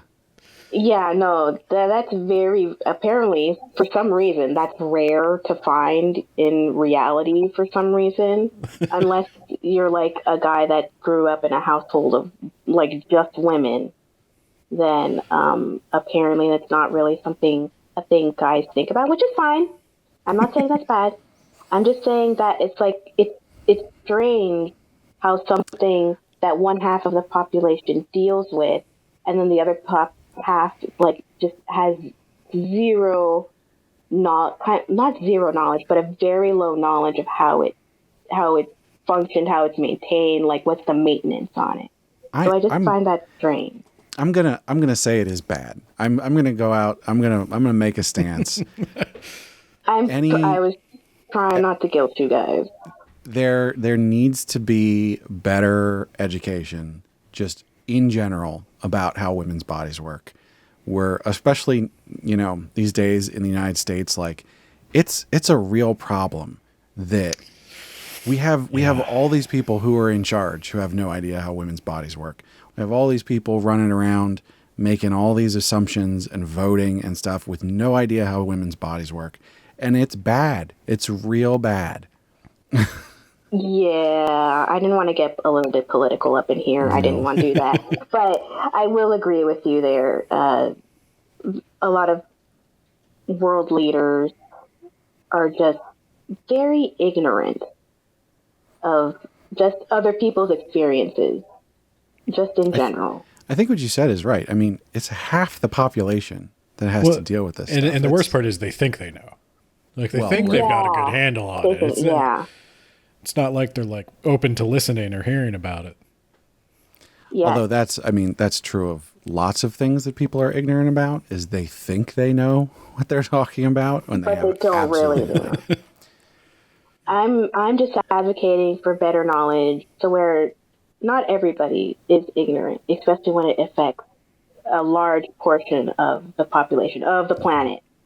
you know. Now, unfortunately, I don't think our listeners are the ones who have a problem with that. I have a feeling that our listeners are well versed in all those things. It's just like a little thing that I'm just like a little astounded by and a little confused. So I'm just being like, it's a thing. Well, But that's as a message to our listeners, I will say, do your part. Get it out there. Get that information out there. Do not sit down and take it. Stand up. Let your voice be heard. Damn right. well, and it's like you said, it's a part of life, and it's mentioned in this comic, and most people are not, after a certain age, they don't ever spend time in a classroom again, so they're not going to learn it from a book. They're going to learn it from media, so this is where the representation matters. I know we said earlier in the show there was a problem with certain kinds of reputation, but this is something the author probably does have expertise on and can tell you a little bit about. Yeah, this was just a nice little side thing that I found, because it's just so rare, and I've read like literally hundreds, close to thousands, and I just don't see it, and it's just and these are mostly by and for women, so it's like, I think there's a lot of cases where it's not a thing that's going to be relevant to the story. Just like, going to the bathroom, that's not relevant. But there is something to be said about the fact that like it is much more invasive than any other bodily function. And so, when we just are having an adventure for months and months straight, it's like, well, wait a minute. There's definitely some days in there where things aren't going to go smoothly. So it's relevant, but I can see why some people, it's not a fun part of the adventure. Anything else I wanted to talk on? Right. Since you both haven't really made it that far into the story, if it's cool with you guys, I would like to tell you a little bit more about the other characters that are going to pop up. Yeah. Or have like a little thing in the story. All right, so we've got our main three guys, our trifecta, that are introduced in season 1, which are Radlik, Tyrix, and Torian. So we know that we've spoken a bit more on Radlik and Tyrix.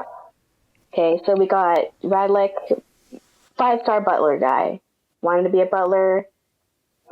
His main claim to fame in his past was he defeated the Demon King for his kingdom and saved the world, his world.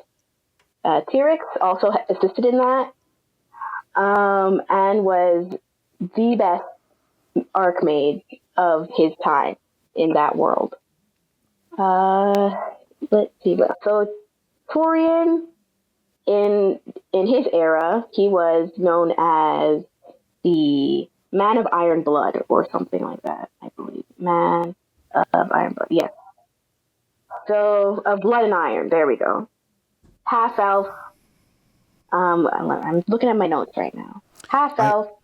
Yeah. There was a thing in there about the Iron Blood, because they made a joke about that, but it was some cultural reference there was a translator's note about. Yeah, and they were saying that the whole thing with his name is that he could make people who had iron blood bend to him, right? Yeah, because he was definitely, in his time, he was like the chief strategic advisor for like any wartime, any diplomatic, administrative kind of things. So he's very much the brain of the operation. They were making a differentiation between people who were like around within the Holy War, the War of Light and Dark. They translated it both ways. I'd say, yeah, it was Holy War that they said too. People who were from ancient times. Like, there's two levels, and my understanding was Torian was from farther in the past. He was further in the past than the butler and the mage. Right. Yeah, So, because they don't hear much about Torian, from Yeah. what I remember. And because like the Holy War was like sort of the end of the world. This like they defeat the Demon King, but then like everything is like, because this war has been going on, everything's destroyed and everything. So that's like the reset. Whereas like before that, and I guess even before the Demon King, there was like these ancient civilizations that were flourishing and everything. So there's sort of these different striations of time. And the one that we're currently in and following with Chitra is like thousands of years after humanity sort of got reset. Mm-hmm. And that is also really interesting because that means that shows that there's probably separate histories. So there's 3 separate unknown histories that we don't know about in the world. And there's another major event, apparently, that gets mentioned called the War of the Gods. So that's another, I don't know if that's the war of like light and dark or anything, but all I know is like major shit went down with the gods, and the ones that we have now were some of the ones that came out on top. So that means there were more gods that were going around. And that's actually a pretty interesting little tidbit that you brought up, because I didn't really think about that. There being completely separate histories that we just have no idea what's going on about. That's really interesting. Oh, okay. I'm kind of getting invested again. And the god of beauty is younger. Yes, there's 2 different gods of beauty. So there's the god of beauty, Fabonus, which is the rabbit, and the goddess of beauty, which is the older sibling to the god of beauty. She's of the stance that the world is fine as it is. There's beauty in everything, from the most terrible thing to the most beautiful thing. So she's more of a stance of remaining neutral. She doesn't want to interfere with humanity or anything like that. And I think, and Chitra is kind of like relates to that. She finds that that's the worldview of how a god should be, kind of like observing but not interfering, you know, compared to the other ones. Let's see who else. So yeah, Torian, main guy, like part of the main 3 that I find that are in the harem. Conniving, petty, snipey, little sassy boy who plays the innocent type. Friction, best dynamic is with Radlick. I love those 2 when they interact. Their relationship is just so fun, even though it's just them sniping at each other and like doing low level, like throwing shade at each other. So that's a fun like little dynamic. But also like Torian has a deeper sadness, a bit more complexity in like what he had to do in his previous life and what he has to do now in being with Chitra and everything. That goes into a little more depth. So like each of the harem characters have pretty fleshed out backstories. And yeah. So then who else? We got we get twins, little twins like Oran High School Hook Club. Oh yeah, I was just gonna say there's always twins. There's always twins. And these are the twins, green and gray. So they're high level elves. So I guess they would be kind of like, they would lean into the yandere trope because they're kind of very obsessed with Chitra a little bit. They always want to be around her and everything. And they're assassins. That's like their main thing. They're kind of like the cleanup guys. There's always twins and they're always creepy. That's they are a little off-putting. I will agree with you there. They're a little off-putting. Let's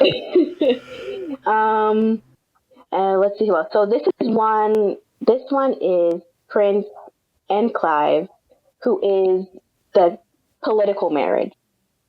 Who is, spoiler alert, a regressor. So he has regressed 5 times He's a 5-time regressor. The 4th time he went back was when he started to know of Chitara and her thing, of like what of her political machinations and everything. But then he gets assassinated by Corian because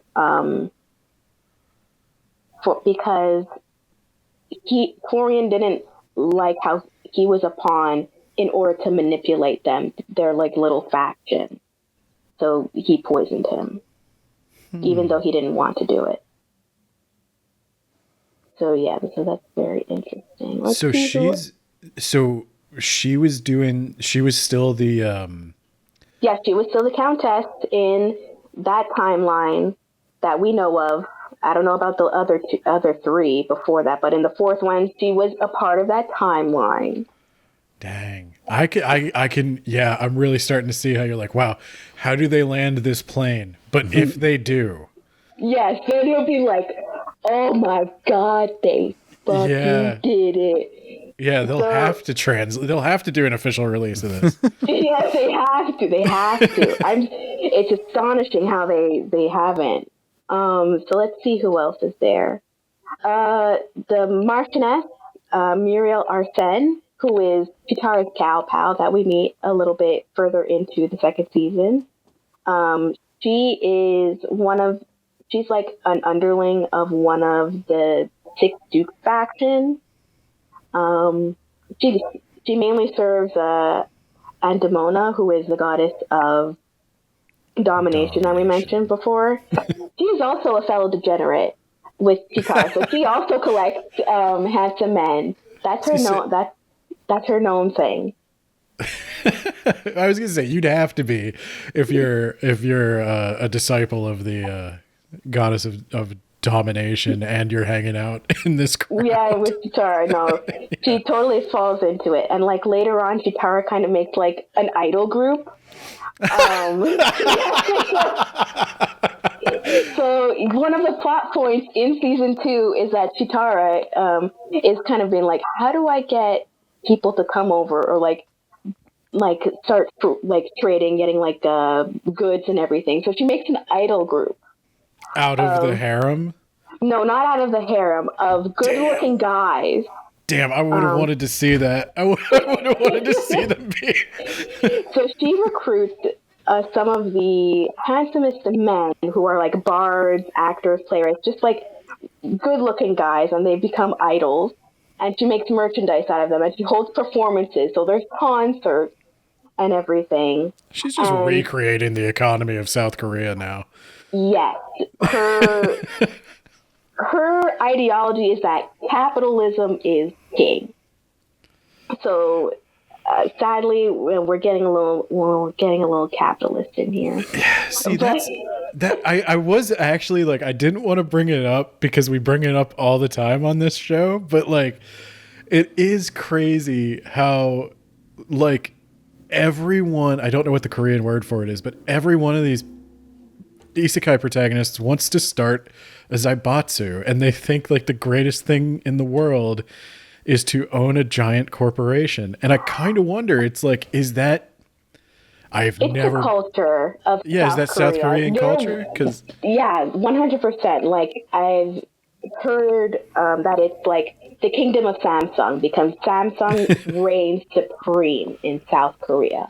They own a lot of the businesses. They're a huge conglomerate. They have their hands in every single pie in the South Korean economy.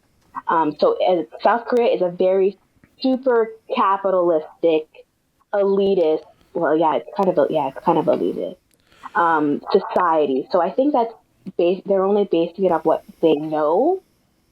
Well, I guess that would be like what came after the war. Like North Korea went hyper-military, and South Korea had to lean into that export economy. And I mean, there's something deep in there that is being like slowly revealed to me through Otome Isekai, which is like probably the exact wrong way to study this, but yeah, I mean, it's real. It's like, I don't know if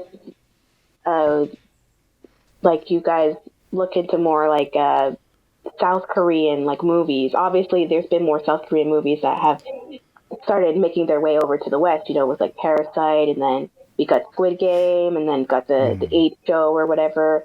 So there's and each of those themes is very kind of like look at the elites, the haves and have-nots, and kind of thing, and that kind of like desperation of what capitalism had on such a scale of how it permeated so deeply into South Korea society that it just kind of like not ruined it, but it's decaying.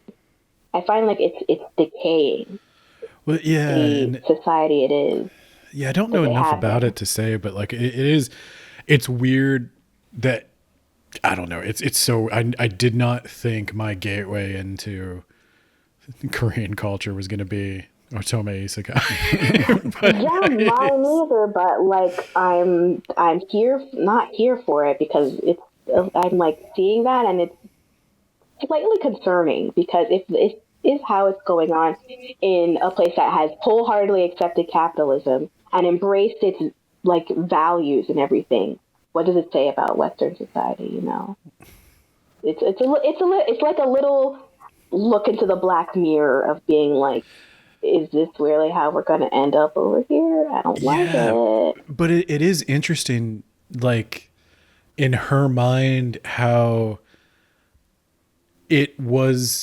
she views it as an alternative to the horrors of war, which I could kind of see coming from like a Korean historical perspective of like, right.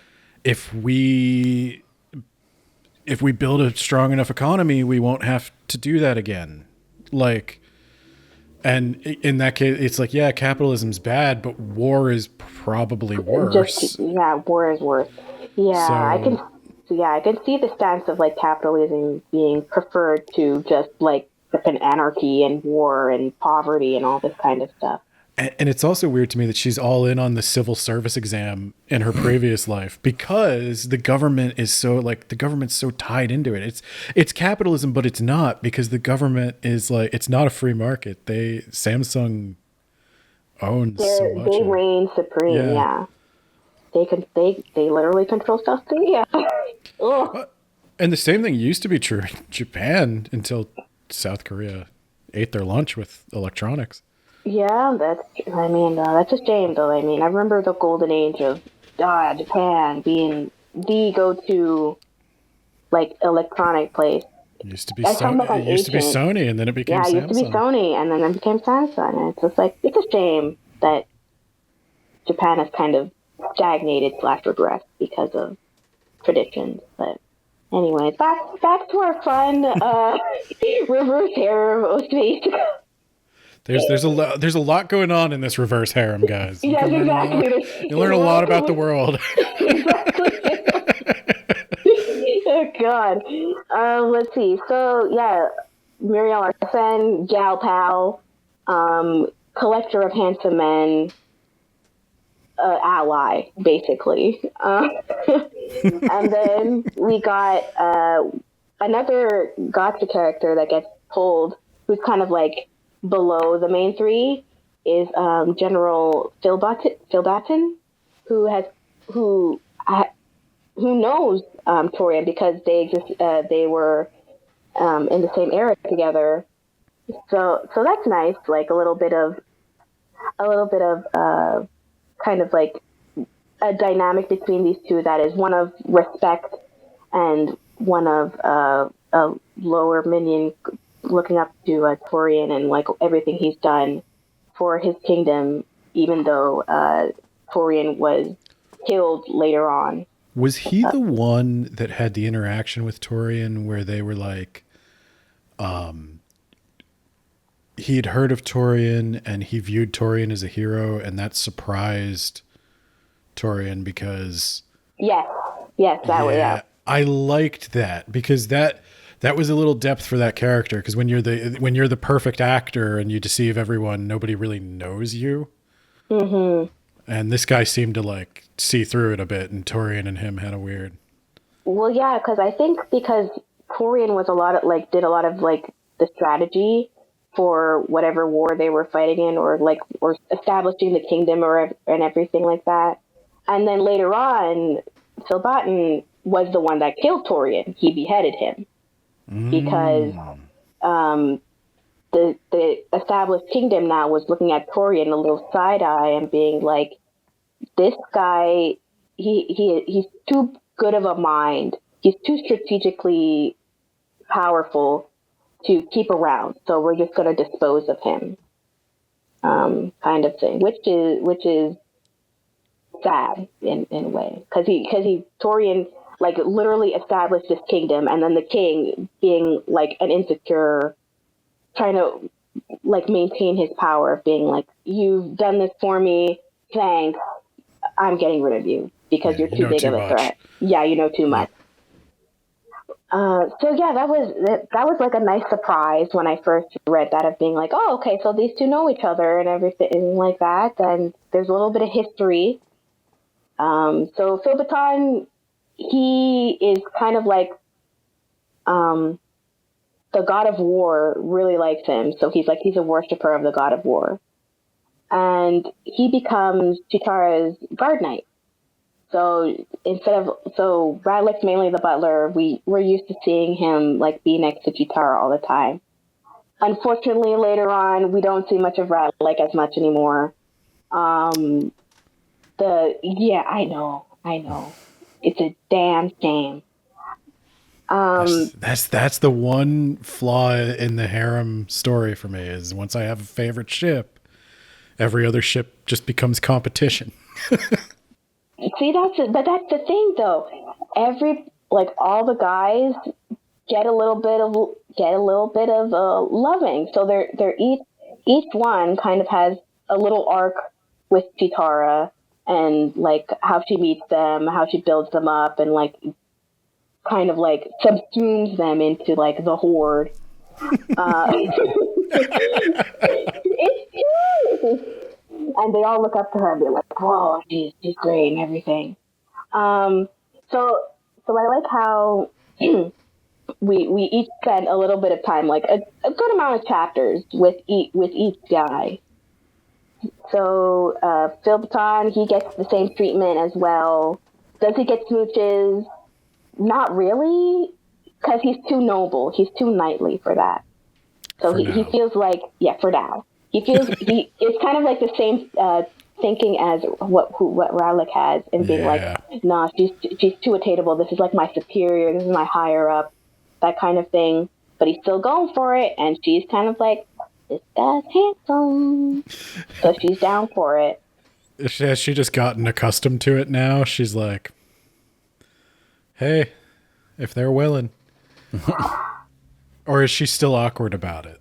She's still awkward about it, but she's still being like, look, if they're willing to shower me with this, with all this attention, I shall take it. It would be rude.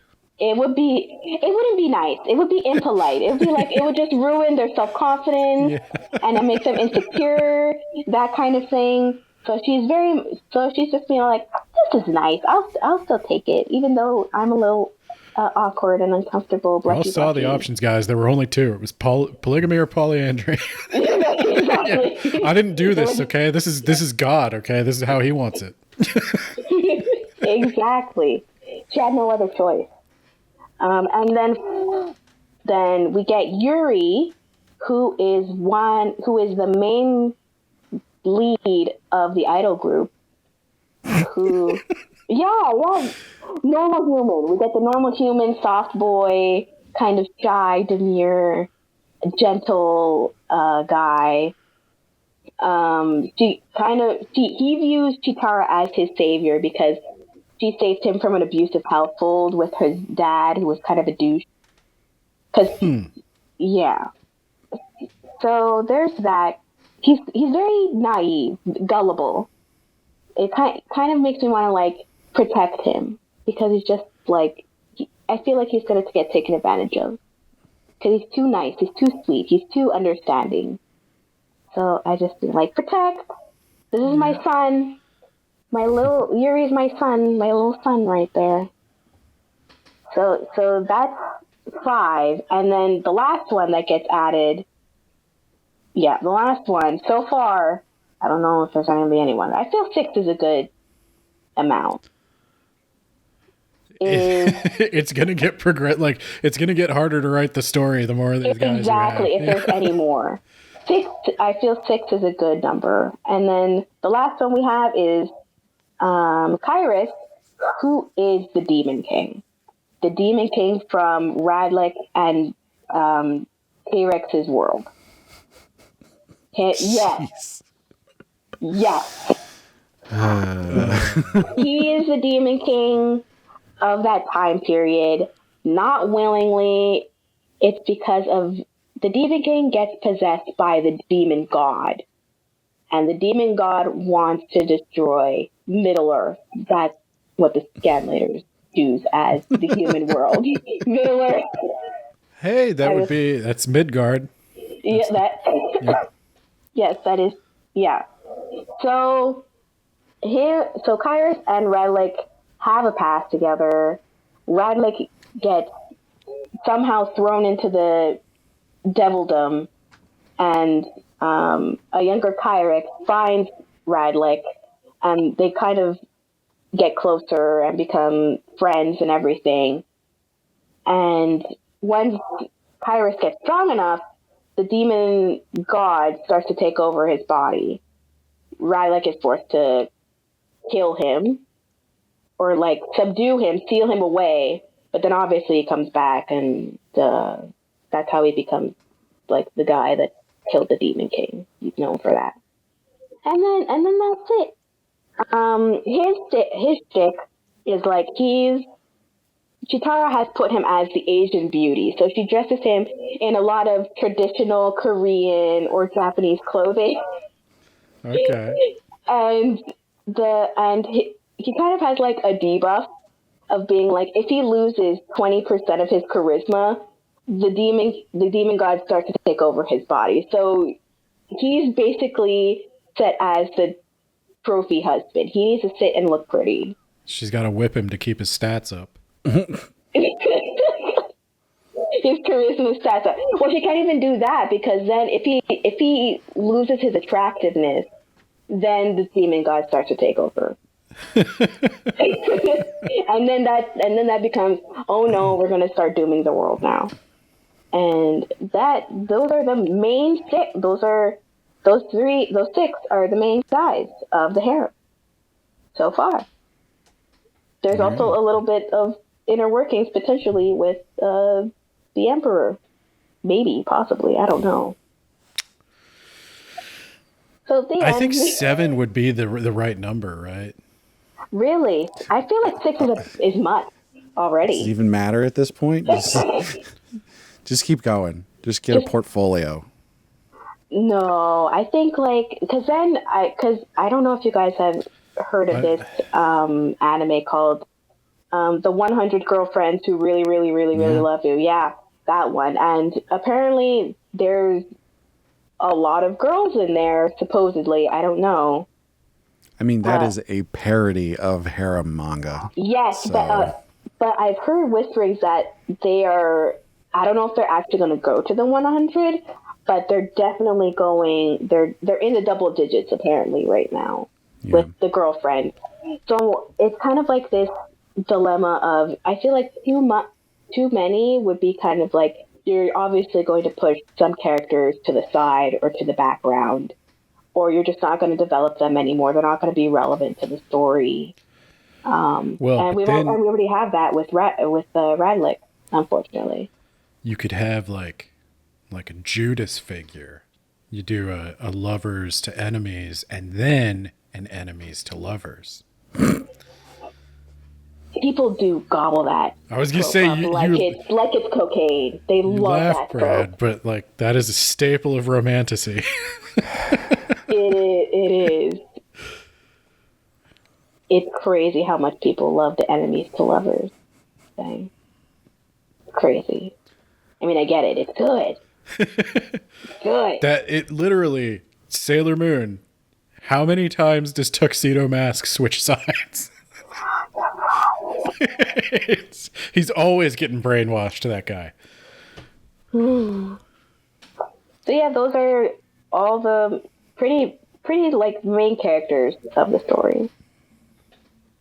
Yeah. All right. I could tell Brad's ready to go read them all right now. I don't know. 179 is a lot of chapters. No, as I said before, this is more of like a read on your own time. Especially now, there's not a lot of people scanlating it. There's maybe like one person that's decided to pick it up. Quality is not that good anyway. So if one day by God's plan somehow there's an official release, wait for the official release. All right. Well, I think that brings us to the rubric then. Yes. To bring this all back together. So, as always, our listeners can join us in rubricing. Our rubric is up on our website. If you go to animepodcasterreincarnation.com, there's a link right up at the top, Heroine Addiction rubric. It's interactive, so it's a fun little thing you can do, and go in there and click on things and get your score. So before we begin any rubric, we obviously have the monumental decision of including or excluding the romance category. This is where I'm kind of like a little debatey, because I'm thinking like, since romance isn't really, I find like it's not really the front and center kind of thing. It's kind of a little bit pushed to the side, because then later on there's a lot of more dealing with diplomacy, politics, territory management, that kind of thing. So the romance kind of takes the back seat to that kind of stuff. But it's a reverse harem. They get smooches. Yeah, I kind of lead towards no romance, but this is me metagaming a little, because I can tell you, I wrote the rubric and I didn't write it with this kind of romance in mind. Yeah, because I was thinking, well, I mean, it's all about beauty and a harem and all that. Like, it's got to be romance, right? We have to include Well, it's kind of more about like establishing like territory. love for love's sake, like that kind of like just the. It's not like deep relationship stuff, at least not yet. So yeah, I'm definitely leaning more towards the no romance, even though it's good. I don't think it would be fair to do the romance unless I redesigned the rubric. I'm not saying the harem stuff isn't romance, though. I may kind of be saying that just a little. But yeah, no romance. All right. Well, sometimes this is a dictatorship and sometimes it's not. I will go with majority opinion on this one. We will not include romance this time. So to kick things off, as always, we start with content and ideas. To which I'm gonna go a little high on this one from what I was sort of expecting to be. I'm going to go with a 4. I am nodding. I am in agreement. Yeah, I went with a 4 too. I mean, it's kind of, I'd say the generous part is trusting that the arcs are going somewhere. But I think that it's been set up in a way where they certainly could.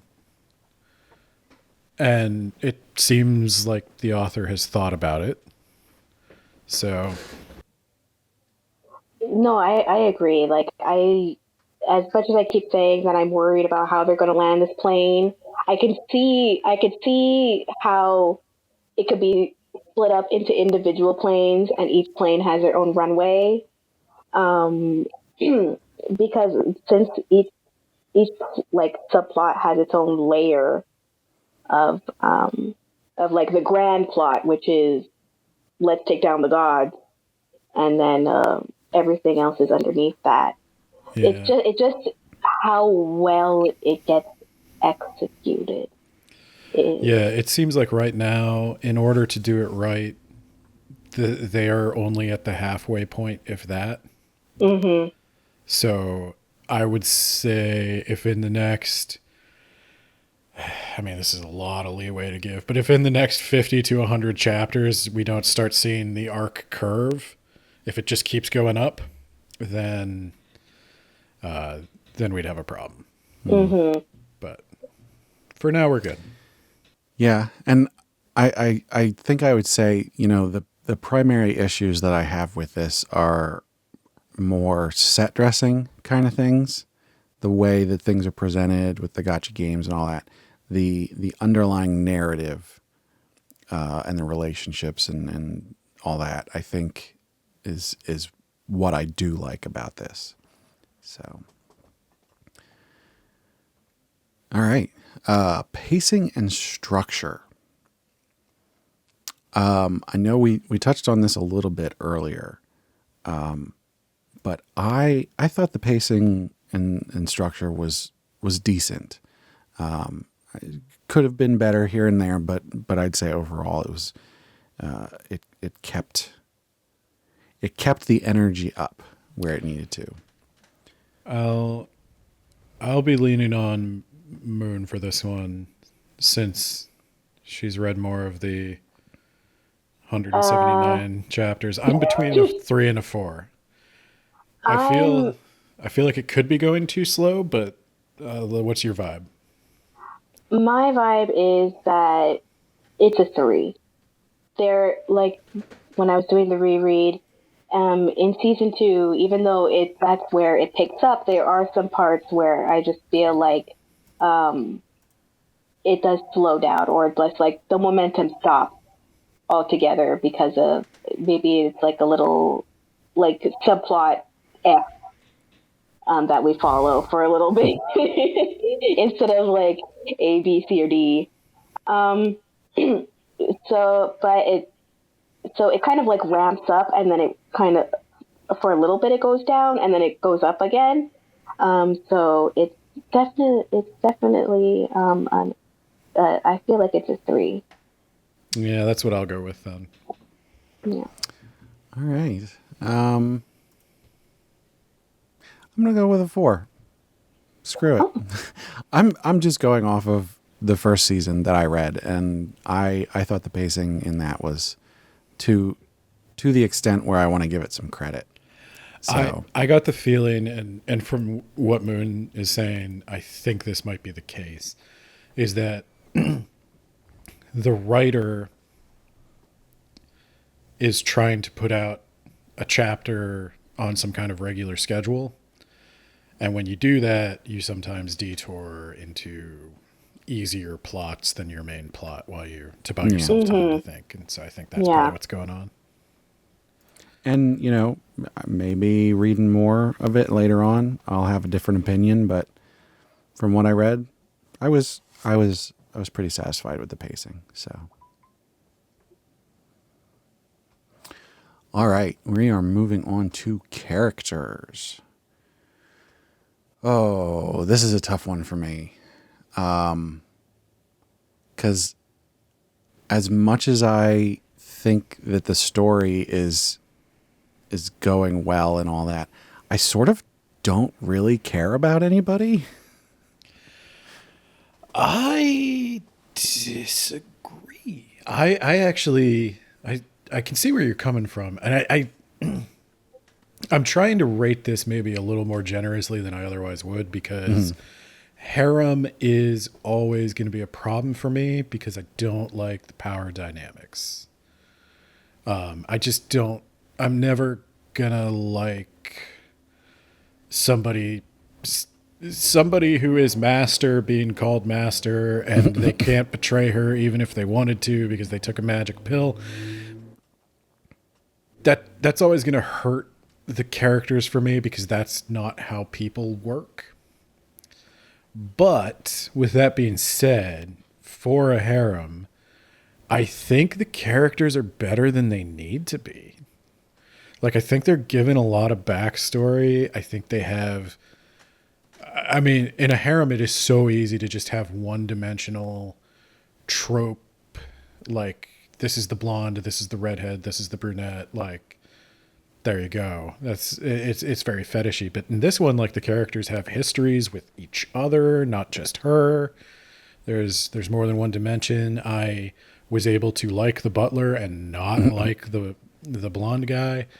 And I think I have reasons for not trusting the blonde guy, but he's also a little complex. So I'm going to go with a 4, I think, because I think above and beyond with the asterisk of for a harem.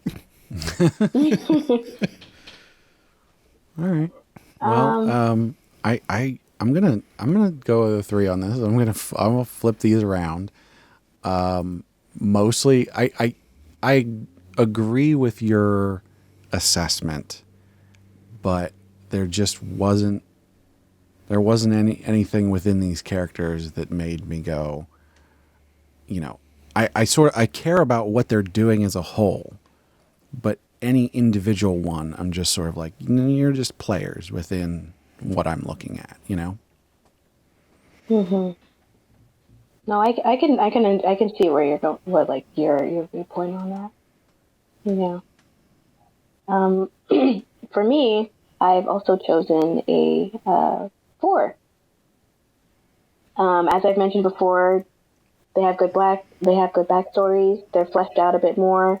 Their motivations, they slowly get revealed the more that they spend time with Chitara and the more they grow to trust her, and admire her vision or viewpoint or strength of will.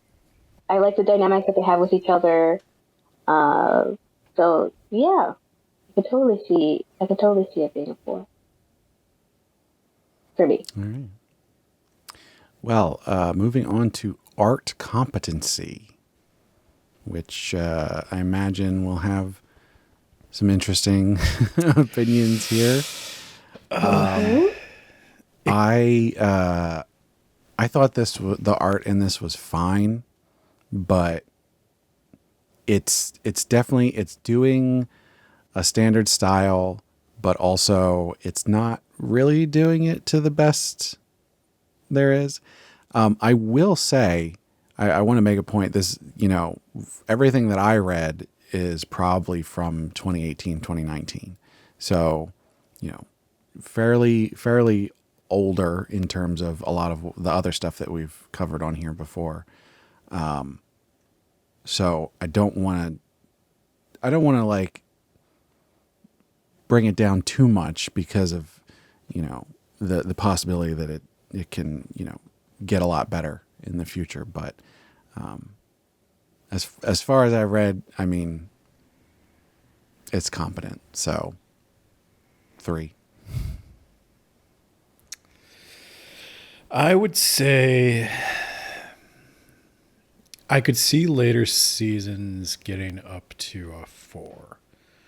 Because just in the stuff I read, it seemed like the skill was increasing as time went on. Like it seemed like, and I don't want to try to make up too much of a story based on absolutely no evidence, but it seemed like maybe a young artist getting better with practice. I'm gonna, and if that's the case, they started out pretty good. Yeah, I gotta say, I think I'm gonna go low on art competency, but spoiler, I'm gonna go high on flourish. So I'll go with a 3. It does the job, but the stuff I really like is probably the cartoony reaction faces and the kick moments. Yeah. Art competency for me, I'm very picky when it comes to my art. Extremely picky. So as much as I love it, I'm going to be honest and give it a 3. It does what it needs to. I mean, I find that between season 1 and from where I'm at, there's very little improvement. And I think it's because there's such a large cast of characters. So they kind of need to maintain being like on model and maintain those like details. So I can understand why it's it's kind of simplified compared to even the usual average standard otome isekai kind of art style. But it doesn't like sometimes there's certain scenes where the art, especially with, I've noticed this a lot with Tyrek, the art kind of gets a little bit of a boost when he's kind of being intimate with Chitara, and I like that. So, like, I guess with the more intimate scenes, the art kind of gets a little bit more detailed. Maybe the artist has a favorite character. A lot of the scanlation teams love Tyrek, so understandable. He's the hottest. I'll give him that. Is But yes, he is the hottest. Even though I support my boy Radlick, I love him. He's kind of like the trope that I like, the kind of like cold, stoic He's the guy. total package, but yeah, he is the package. Yeah. But Tyrek, yeah. Okay. But anyways, 3. I think I saw the comments were like big himbo energy, and I was like, yeah, 100%. Yeah. Tyrek is 100% a himbo. Thick piece of cake. All right, so visual effects, stylistic flourish. So, Ben, you touched on this a little bit as far as like the chibis and the way that they're doing that. However, not like I enjoyed that kind of stuff, but it didn't really pop for me as far as like stylistic flourish is concerned. It was more, to me, it was more the reaction face comedy bits. And I didn't feel like it really did much in terms of the cohesiveness of it being art, so to speak. But I didn't think it was bad either. So I'm sticking middle of the road. I'm going with a 3 on this. I'm bumping it up to a 4, mostly for comedic timing. I think it's deployed when it needs to be deployed. I think the reaction faces hit as reaction faces, and I don't know. I liked the playfulness of it. I liked the energy it conveyed, and it made me laugh. So I think I just want to be a little nice to it.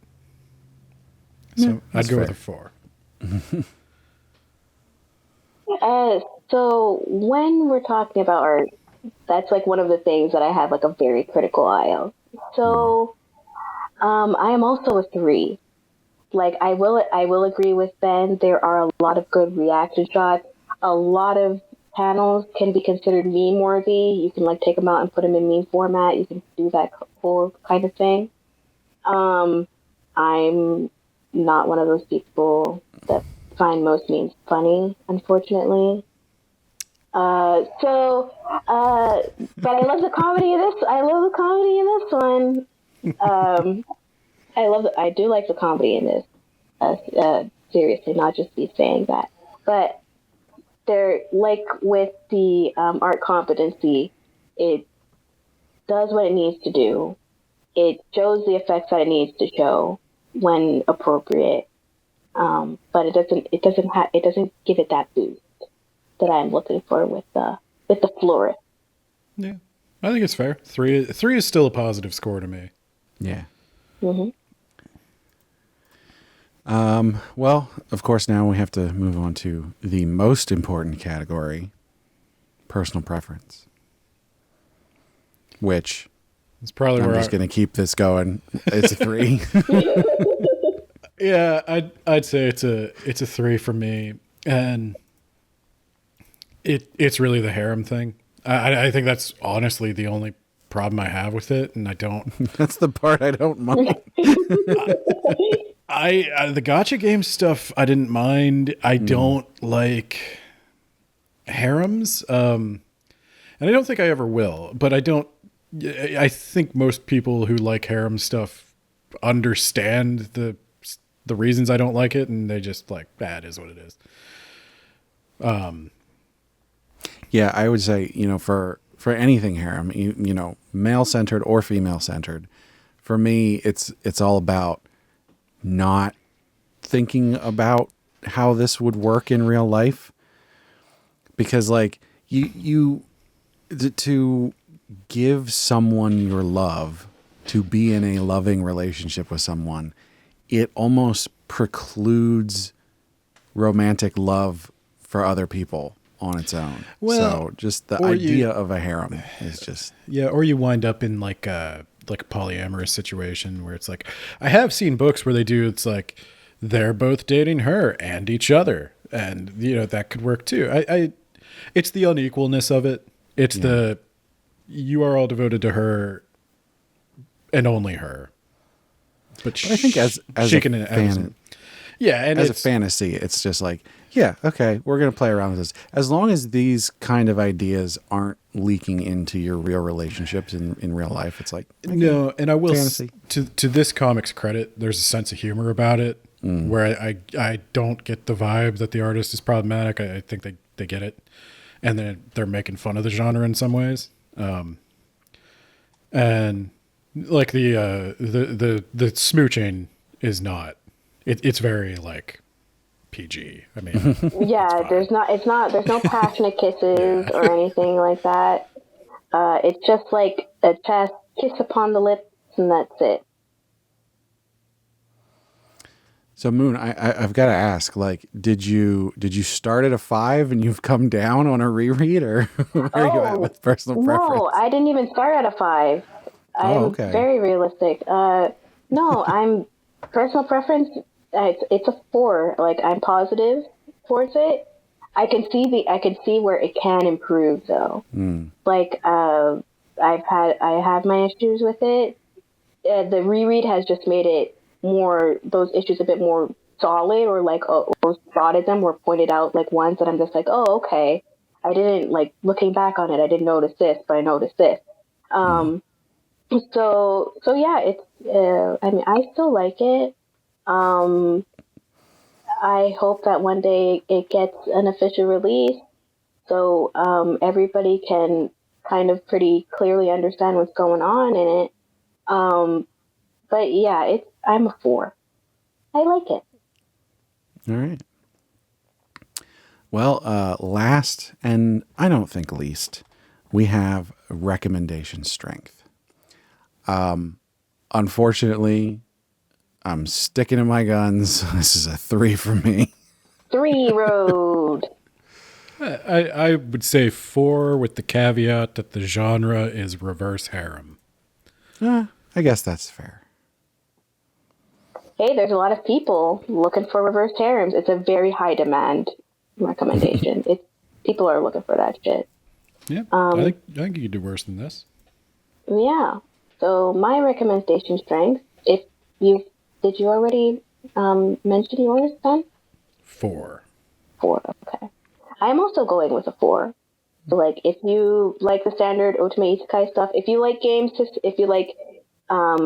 systems or systems in general, then this is for you.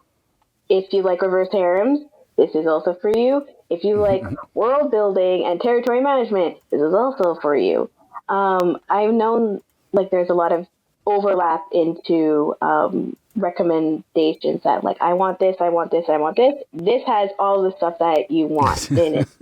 Like, if you want reverse harem, you got it. If you want polyamory or polyandry, I've seen that a few times. This one's got it. So yeah, if you want a reverse harem, this one's got it. But I would definitely not recommend it to, like, someone who's a beginner, like, who's just starting out. This is more of like, you need to roll around in the pit first. You need to be a little dirty. You need to have that tolerance and be looking for that next level. Exactly. It's like gain your Ultimate Isekai level, like, grind them up a little bit, and then we'll let you in to this area. All right. Well, so the two of you matched pretty closely here. There was only 2-3 categories that you were reversed on, but you both ended up at 65. Yeah. Yep. Interesting. Unfortunately, I came in a little lower than that at 57. That's fine. Still I think positive. Yeah. I feel bad because like you guys didn't get like the good experience of this like you didn't get the good translation and you just read it on bots and I'm just like, no, you read it on manga. Yeah, that I would have read more if the translation were better. That is true. Yeah. So make sure if you do take the recommendation, you find Read it on Manga Deck. Yeah. And then if you're really desperate, Bato. I definitely think I had a worse time with it because of that. However, I don't think my overall impressions would have changed a whole lot. There's just some things in this that just didn't click with me. But as with a lot of these things, I can certainly see who this will appeal to and the good things about it. So I definitely don't want anyone to come away from this thinking that I'm saying it's bad. It's definitely not bad. It's just not entirely for me. So, all right. Well, that will do it. We have reached the end for Chitra, although it's not over yet. So, yeah. We have reached maybe the middle. I would say beginning of the middle. If you want a nice completion to it, then you better hope it's the middle. Yeah, that's true. As we've seen in a bonus episode, join our Patreon for that. Things are not ending well recently. Yeah. All right. Well, now it's time to talk about what we're going to do next time. So, as this was the Recommender special, we're going to go back to a little bit of normal choices for next time. What I am going to do is I'm going to leave on one of the recommendations. One of the recommendations we got from a new commenter, Annie, who recommended Surviving Romance. So we're going to leave that one up there. We're going to add in a new one. I think this might have been on one of the polls in the past, but I don't remember for sure. But putting this back up, Not So Wicked Stepmom. Oh. I think anybody who reads that one will be cheering for that one. And then last, this one's going to go on there, and we're going to leave it on there until people vote for it because we got to do it eventually. The Villainess Lives Again. Classic. So make sure you go on Patreon, check that out. All of the tiers get to vote on what we're going to cover. So make sure you check that out. The poll will go up the day that this episode drops, and then stay up for a week, and then you can come on our Discord and chat with us about what we're going to read. So yeah, thanks for listening. Thank you, Moon, for joining us. Well, thank you for having me. This was fun. Very good time. Before we go, I need to thank Sugoi Mart for partnering with us. Sugoi Mart's a retailer of Japanese snacks, drinks, toys, and merch. All of the stuff that they sell you can't get outside Japan.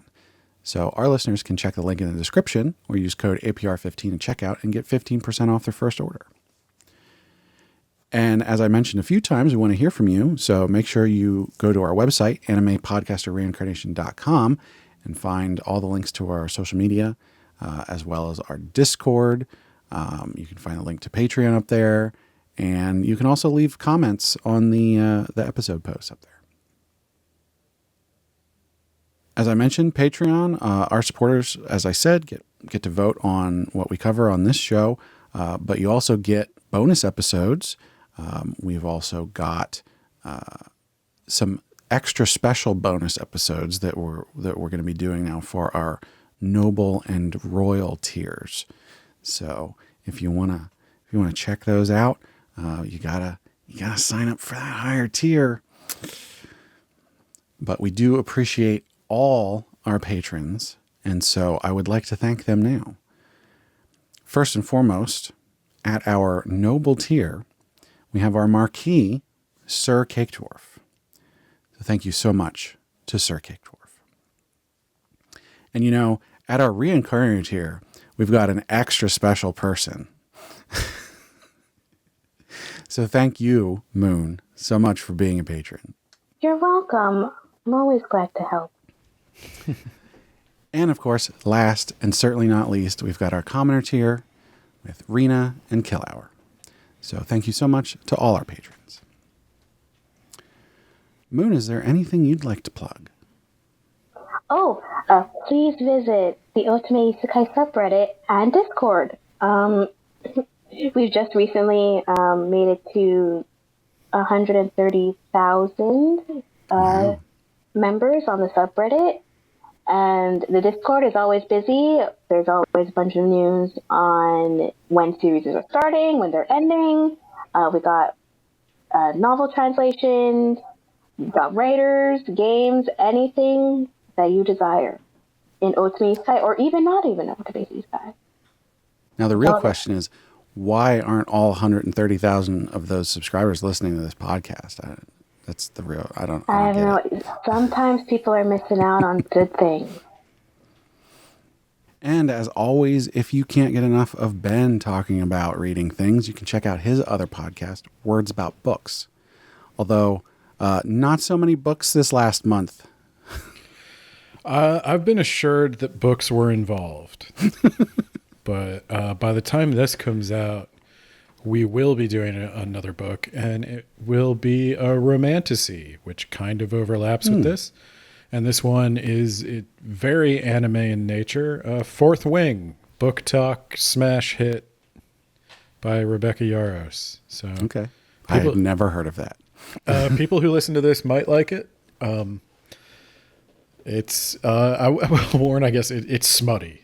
So, I mean, not super, but like there's a chapter that's pretty explicit. So,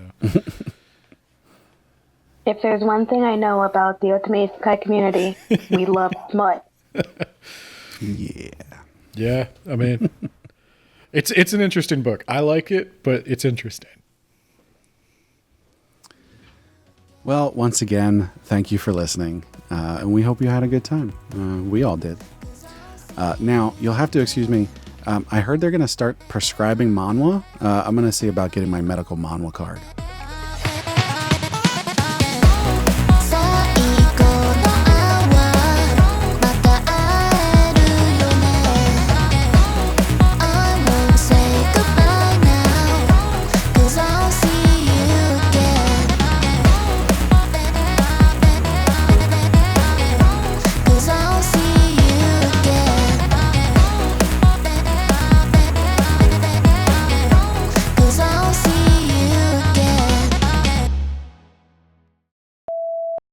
So speaking of fan service.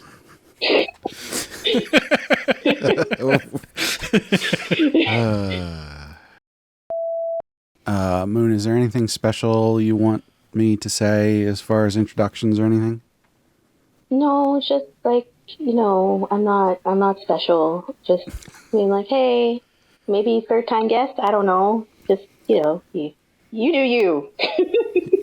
If you are on someone else's podcast, you are automatically special. That's how that works. It's better to be a podcast guest than a podcaster. I think that's definitely a position of more prestige. Yeah. Oh, really? Yeah. I get, well, that's true. I'm probably concerned about how everything, all the bits and bobs. Oh, okay. Just me. Just usual. See, I think if you're a podcaster, it's like, oh, you were so alone, you had to create this thing to get people to listen to you. But if you're a podcast guest, you've been invited, people want to talk to you. Yeah. Well, you want to hear my opinions about this one specific thing that I've recommended to you guys. Nobody asked us to make this, but we asked you to be here. Oh, thank you. That's actually really very nice. Thank you. Both of you. Thank you. There you go.